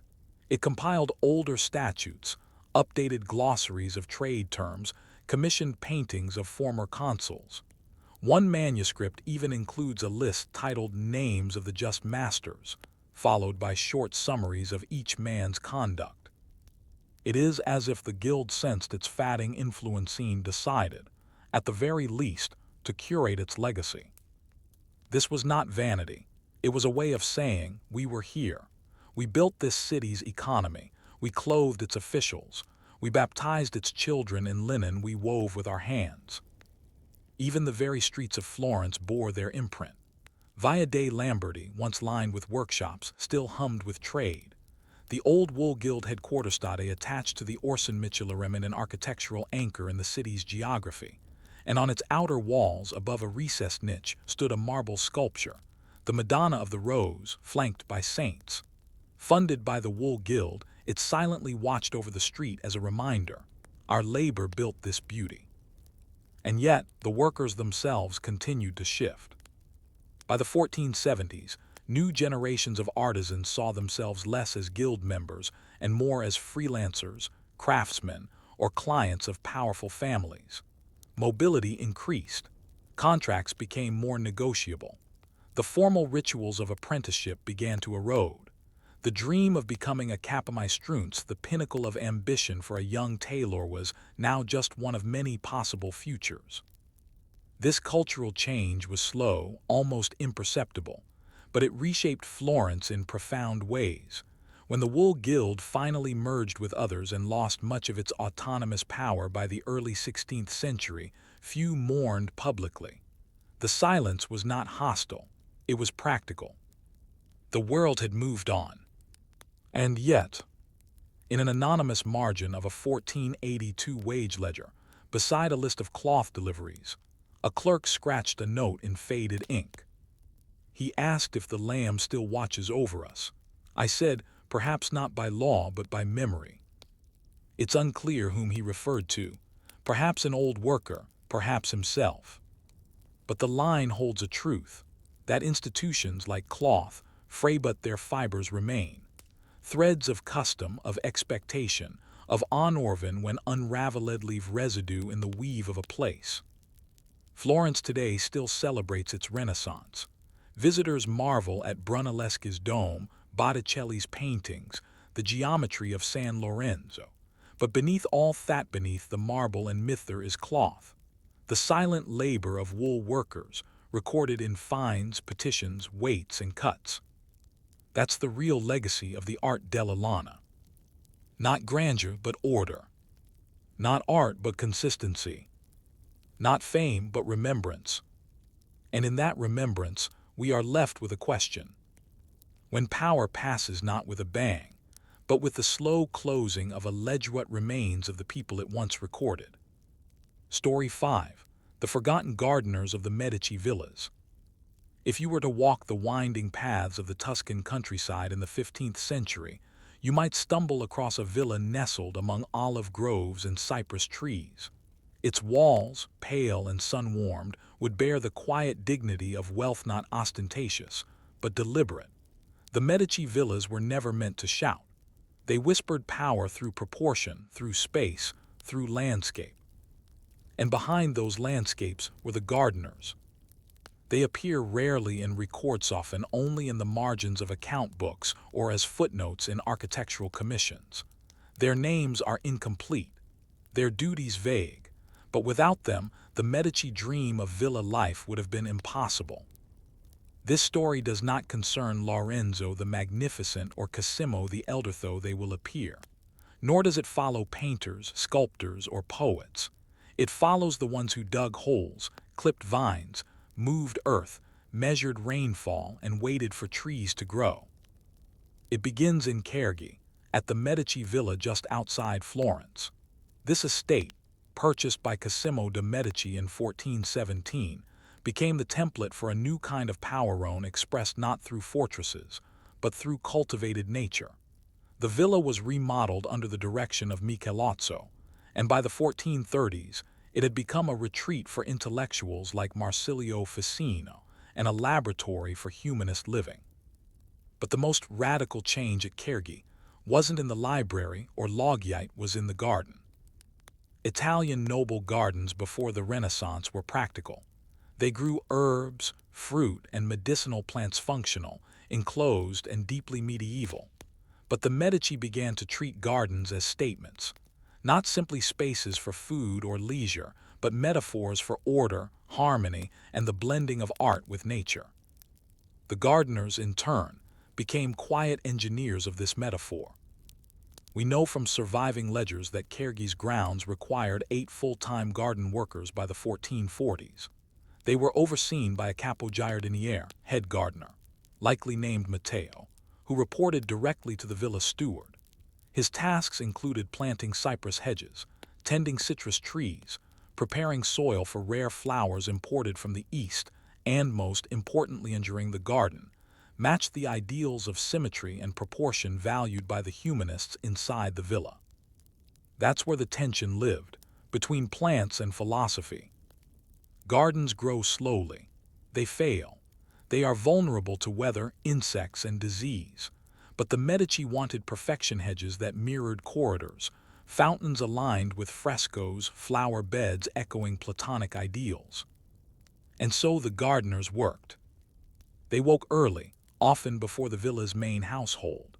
Their hands were covered in calluses from pruning shears, their backs bent from carrying amphorae of water during dry summers. They studied not books, but growth cycles, when roses would bloom, how long rosemary took to root, which citrus varieties could survive a frost. They kept journals, not philosophical treatises, but planting schedules, compost ratios, harvest dates. One entry from a villa near Fiesole, preserved in a steward's account book, reads, Februarius 3rd week, soil still cold, orange tree moved to sheltered wall, 2 vines failed, planted replacement, master expects symmetry, will not be ready this season. That line, master expects symmetry, reveals everything. For gardeners, beauty was not abstract. It was labor. It meant measuring the height of boxwood by candlelight so that the shadow cast on the gravel was even. It meant cleaning fountain filters clogged by fallen leaves. It meant knowing when to let a tree grow wild and when to break its natural pattern for the sake of form. The Medici expected results, but rarely acknowledged the hands that made them possible. Cosimo's letters mention fountains and walkways, but not those who shaped them. Ficino, writing from Cergy, praises the harmony of the natural world without noting the men who trimmed that harmony into being. And yet, these gardeners shaped the very stage of Renaissance philosophy. When humanists discussed the soul's order, it was while walking on the pebbled paths cleared by gardeners. When Ficino meditated on Platonic balance, he sat in courtyards whose lavender bushes were planted with geometrical precision. Even the act of contemplation, a hallmark of Renaissance genius, was made possible by someone else's raking. But gardening was not just aesthetic, it was experimental. The Medici used their gardens to test botanical imports: figs from the Levant, seeds from Sicily, tulip bulbs from northern Europe. Gardeners were expected to grow what had never been grown before. Failure was assumed, but rarely forgiven. Some were trained in the basics of irrigation, soil amendments, grafting.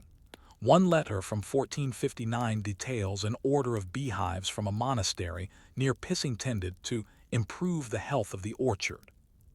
The gardener who installed them was later dismissed after 3 stings caused a servant to faint. These small records show the precariousness of the gardener's role. They were vital but expendable, trusted but invisible. Their work was tied to seasons but judged on ideals. They lived at the edge of the villa grounds, in small houses or shared quarters, close enough to hear the bells of philosophical debates but rarely invited to speak. Still, some made their mark. At the Villa Medici at Cafaggiolo, the gardener Antonio was permitted to correspond with another estate near Pistia about stone pine saplings. His letter, preserved in fragments, shows both competence and pride. The trees must be spaced no closer than 6 braccia, lest their crowns stunt each other. I have tried them in sandy soil but find better strength in loam. The winds here come hard from the west. No philosophy, just knowledge, hard-won, specific, useful. And in time, some gardeners developed reputations. Not fame, exactly, but a kind of whispered respect. A well-formed lemon grove might earn the steward's praise. A fast-spreading rose variety might be named for the estate. These moments, fleeting, practical, nameless, are the closest the gardeners came to immortality. And yet, in all the grandeur of Medici history, in the paintings, in the palaces, in the philosophy, the question remains: who remembered the ones who shaped the world from beneath its feet? By the mid-15th century, the gardens of the Medici villas had become more than idyllic retreats. They were instruments of influence. Carefully designed landscapes reflected not just personal taste, but also ideological positioning. They offered a stage where human control over nature could be demonstrated, refined, calculated, Renaissance.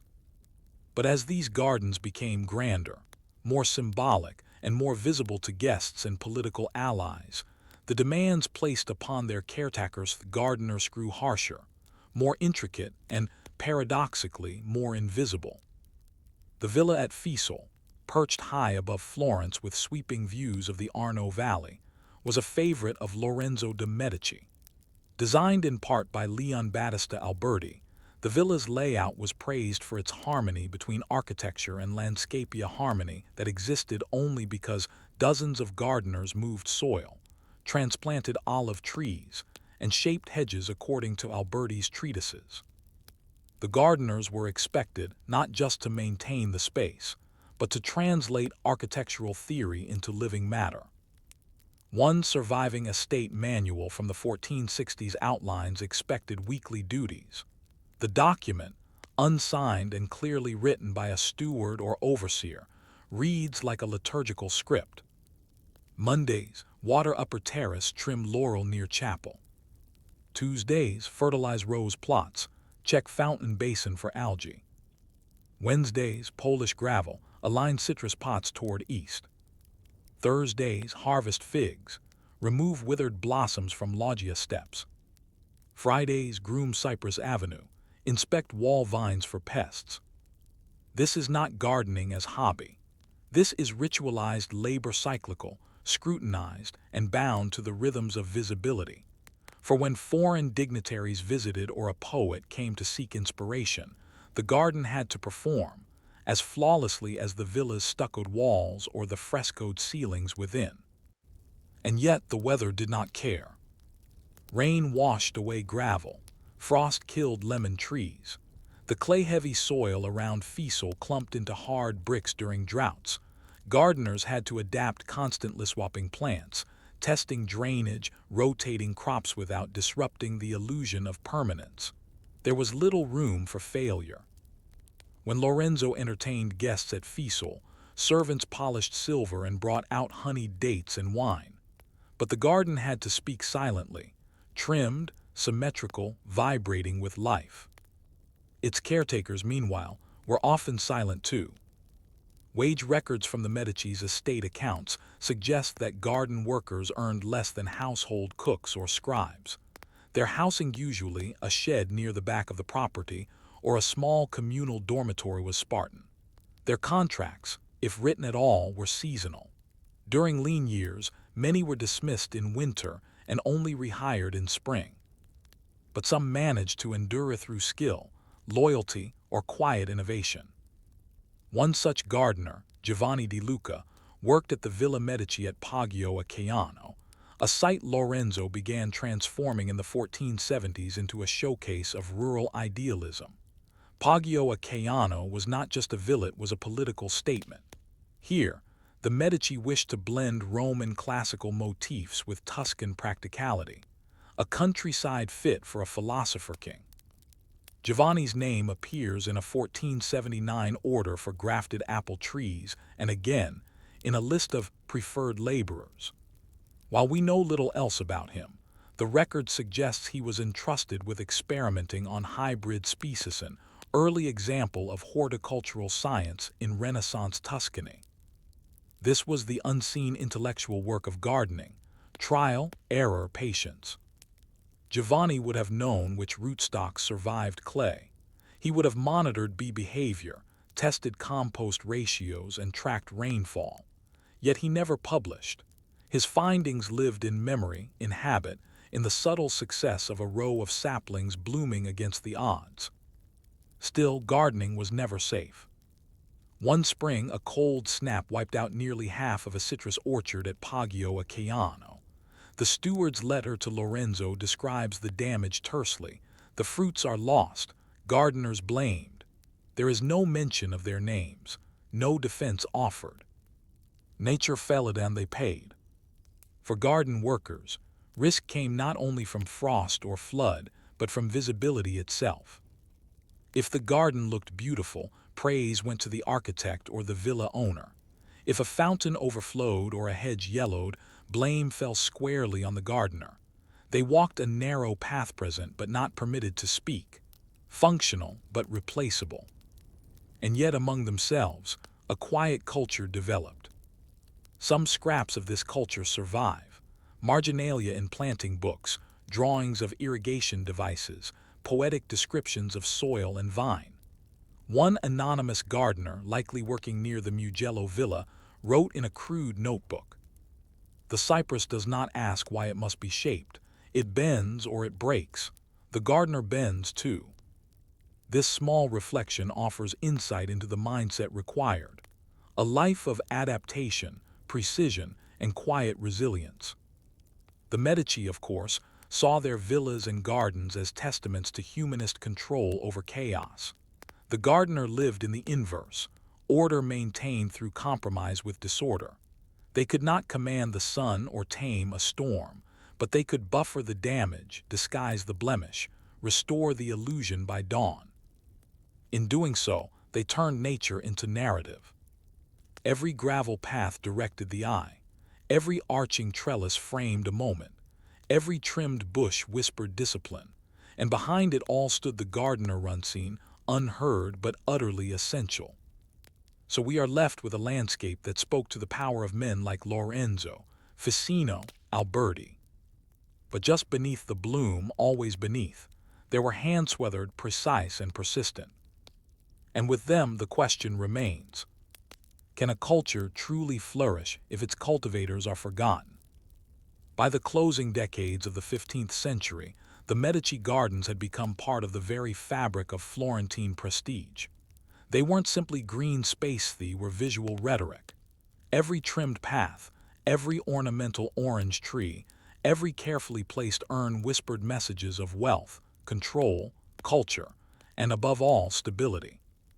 But that image was deceptive. Because underneath the green order, the villa gardens were maintained by a class of people who left no portraits, gave no lectures, wrote no treatises. Their lives unfolded in dirt and water and pruning, dictated by weather and ruled by the desires of men who sat inside cloisters pondering symmetry. The gardeners had no schools. They trained by doing through repetition, failure, correction. Skills were passed down quietly. How to dig a channel that wouldn't collapse, how to mix ash with soil to enrich it, how to train vines to arch without breaking. A tradition oral, visual, tactiline, nearly lost. But we catch glimmers of them in unusual places. In 1492, a letter from Piero de' Medici, son of Lorenzo, mentions that the lemon trees at Poggio a Caiano were miraculously spared the frost thanks to the foresight of old Martino. We know nothing more about Martino, other than that he likely constructed a limonea temporary structure of wood and cloth to shield the trees, a practical act, a common trick. But in this rare moment, Martino received credit. Perhaps he was allowed to stay through the winter, perhaps not. Even more telling is a 1498 petition submitted by a gardener named Tommaso, who had worked at Villa Careghi for nearly 20 years. The petition requested a small stipend due to an injury sustained while shaping a watercourse. The steward's notes, terse as ever, read, "Denied. Work transferred to younger laborer." No compensation, no pension, no formal protection. For all the Medici's humanism, there was little space in their system for the ones who made their aesthetics possible. Still, the gardener's legacy lived on in the form of survival knowledge, not abstract theory but practical intuition. They understood how to layer mulch to prevent root rot. They tracked which years the rains came late. They adapted foreign plants to Tuscan soil long before botanical treatises codified the process. In a sense, they were scientists experimentalists without recognition. The greatest irony: when the Medici's power faltered at the turn of the century, when Piero de' Medici was exiled, when Savonarola's fire threatened art and wealth, it was not the sculptures or paintings that endured. Those were hidden, looted, or burned. But the gardens kept growing. They survived war, fire, and plague. Some fell into ruin, others were reclaimed, reshaped, reborn. And with each new generation of caretakersmany, nameless gardens remained living witnesses to a continuity beneath chaos. Today, the villas at Careghi, Poggio a Caiano, Fiesole, and others are historic landmarks. Tourists walk the gravel paths, unaware that every curve was once set by someone adjusting a wheelbarrow's course to avoid erosion. Every archway framed a view someone first imagined while planting with sore hands. The elegance is easy to admire but harder to interpret when stripped of names. Few plaques exist for gardeners, fewer records, but their work resilient, seasonal, and generational remains. And so the question lingers, soft as wind in rosemary. If a life shapes beauty but leaves no mark, Can that beauty be its testament? Maybe yes, because in the quiet pattern of lemon trees, the precise shadow of a cypress, or the hum of bees near an old trellis, you can still feel them not in names or titles, but in the work itself. A whisper beneath the leaf, a hand in the hedge, a garden that remembers what history forgot. Story 6. The Ledger Men of Venice. If Florence was the city of wool and words, then Venice was the city of salt and numbers. Long before modern accountants, before spreadsheets and analytics, Venice pulsed with a quieter form of brilliance ledgers. And at the heart of this system stood the scrivani di realtà ledger men of Venice.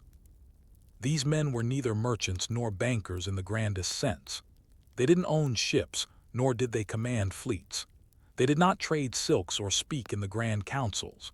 Instead, they sat behind tables under low ceilings, quills in hand, recording every coin, weight, and measure that passed through the Mercato di Rialto, Venice's commercial heart. They were the memory of the city. The story begins in the early 1400s. Venice, already a maritime powerhouse, had expanded its reach across the Adriatic and into the Levant.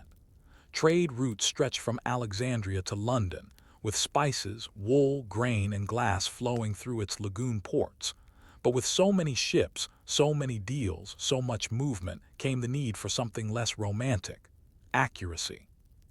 The Venetian Republic, never one for improvisation, institutionalized the scrivani di comuna class of professional record keepers embedded in nearly every sector of trade. And among them, the scrivani di Rialto were the most respected, feared, and utterly essential. Their job was to observe. They documented contracts, witnessed payments, tallied customs duties, tracked debts, and issued certified copies. They did not negotiate earthy recorded. They did not buy or sell earthy, ensured that buying and selling happened within memory.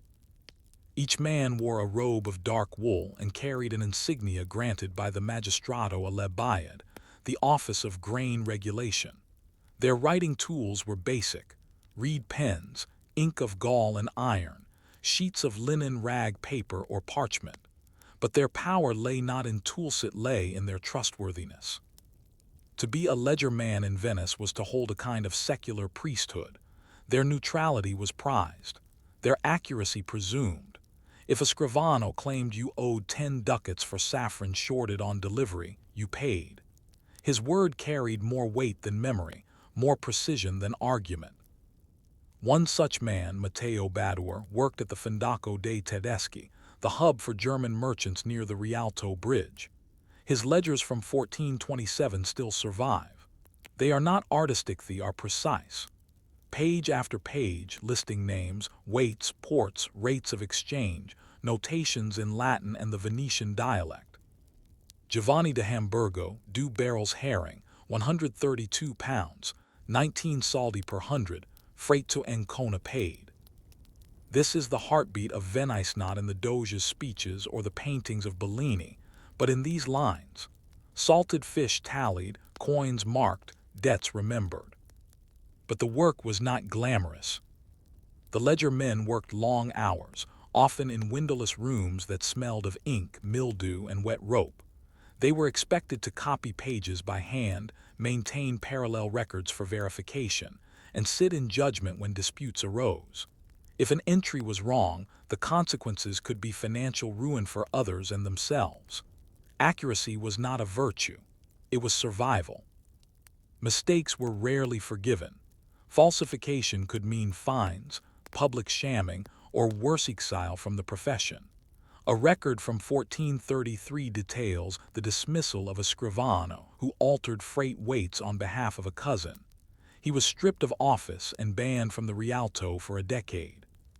But there were also honors. In 1441, a ledger man named Niccolo Contarini was awarded a modest pension by the state after 40 years of faithful service. His ledgers had helped resolve a particularly complex dispute between Flemish wool merchants and Venetian glassmakers, preventing what one senator called a ripple in the canal of commerce. Even so, most ledger men died uncelebrated. Their names appear in tax records and the backs of books, not on statues or in songs. They worked in service to a system that prized reliability over personality. The ideal scrivano was quiet, meticulous, incorruptible. But here lies the paradox.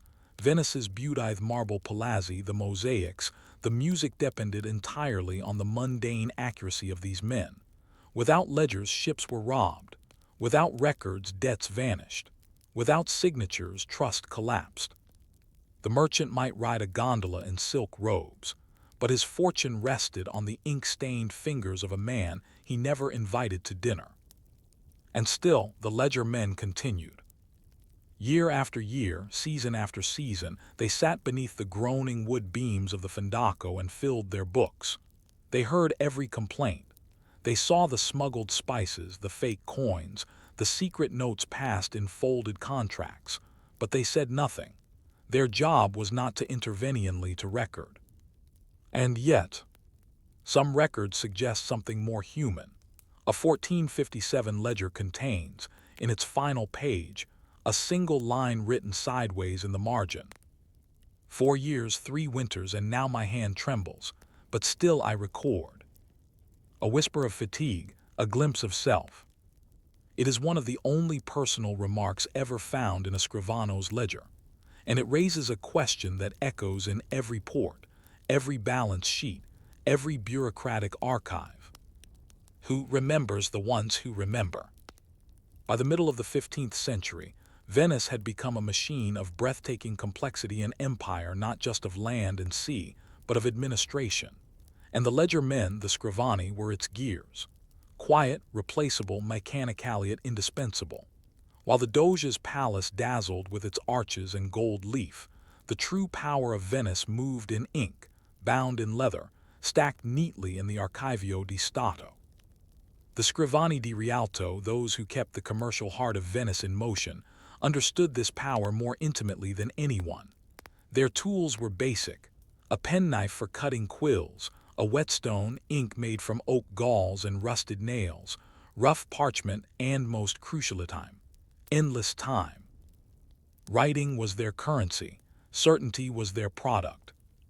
The Rialto district, straddling the Grand Canal, was home not only to spice sellers and cloth merchants, but also to notaries, accountants, translators, and money changers. Each day, dozens of small deals flowed through its streets: a loan for a departing galley, a dispute over spoiled almonds, a contract to lease a stall for dried figs. Most of these agreements required the presencia, at least the verification of a scrivano. These men didn't wear robes or carry swords. They weren't invited to masquerades. Their prestige was not public but structural.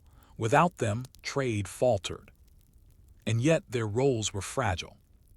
Many scrivani were middle-aged by the time they received their appointment, having spent years apprenticing in the legal offices of parish churches or serving as assistants to wealthier merchants. Their career paths were neither fast nor glamorous. A scrivano could work for decades without owning a single ship, home, or title. They were caught in a peculiar social space, too educated to be laborers, too common to be noble, too essential to be ignored, too humble to be celebrated.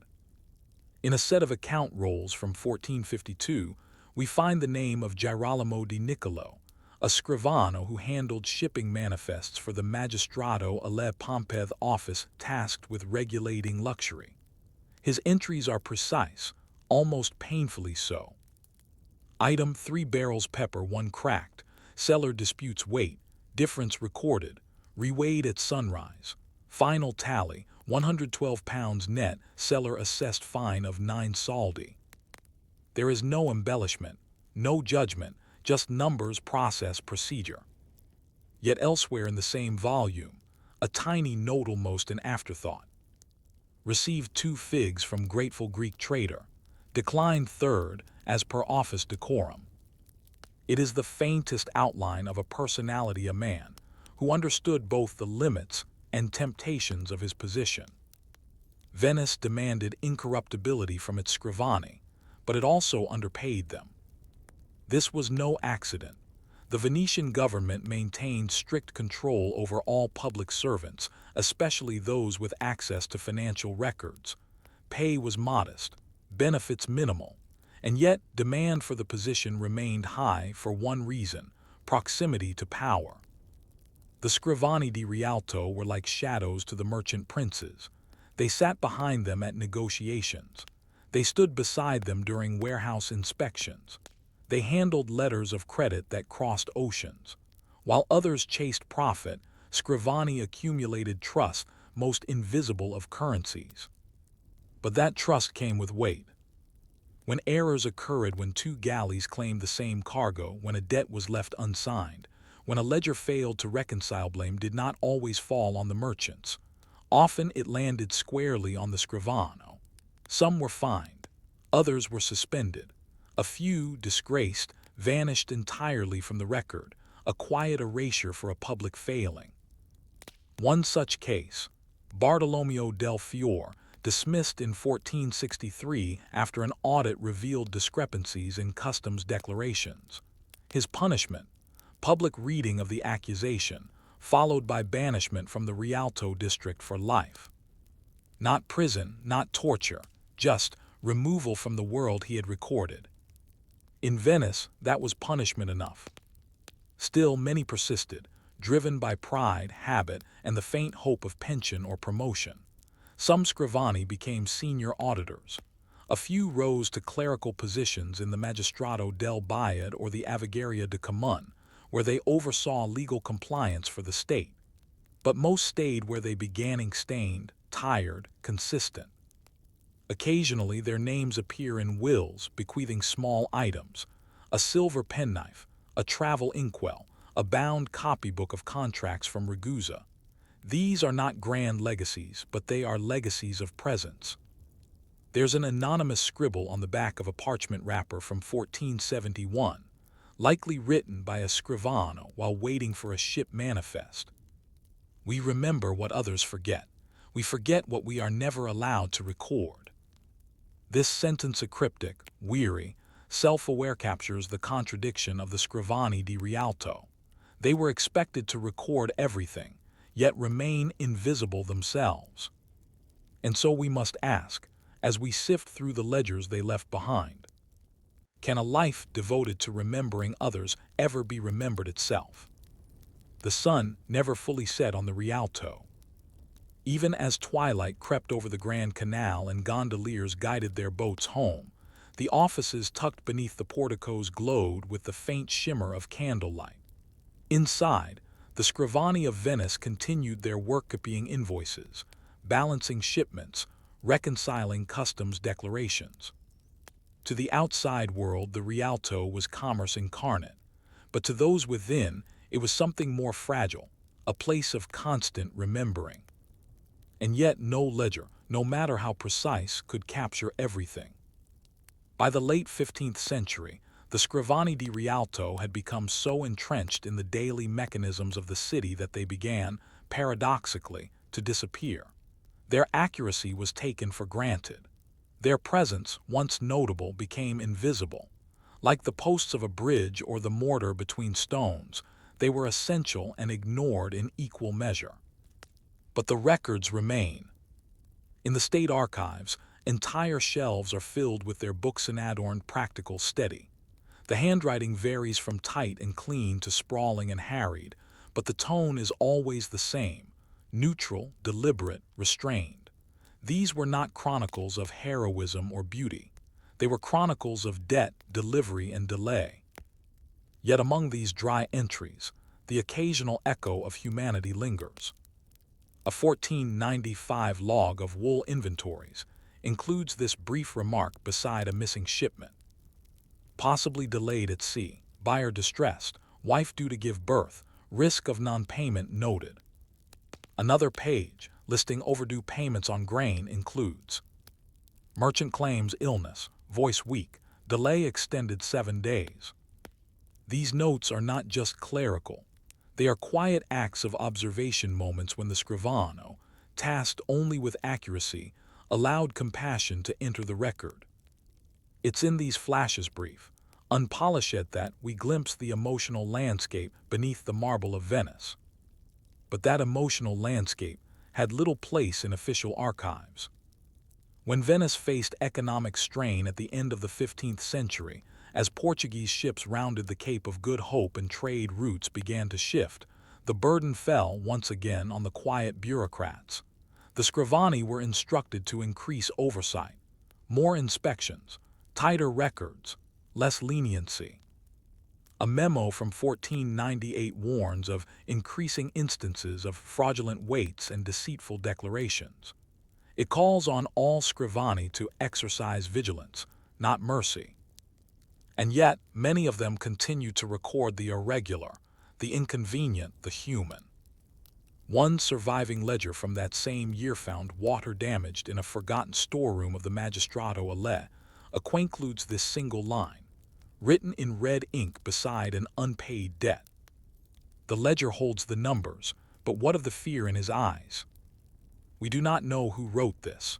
The rest of the page resumes its calm tabulations, but that one line in crimson ink remains, a ghost of empathy among arithmetic. As the 16th century dawned and Venice entered a new era of expansion and decline, the scrivani remained. New names filled the old roles. New ink replaced the faded, but the rhythm of the work, ceaseless calculation of others, fortunes remained unchanged. And so did the paradox. These men tasked with remembering everything were themselves not remembered. No statues, no odes, no paintings in the basilica. Their handwriting survives, but not their voices. Their lives were acts of service to a system that left no room for narrative. But maybe that is the point. In the margins of the ledgers, in the faintest remarks, in the notations of a sick merchant or a delayed wife, the scrivani told a different kind of story, one of presence, patience, and endurance. They were not heroes in the traditional sense, but in their quiet labor they held up an empire of trust. So as we read their lines centuries later, we might ask not just what they wrote, but why they kept writing. And wonder, if no one remembers the ones who remember who, then remembers us.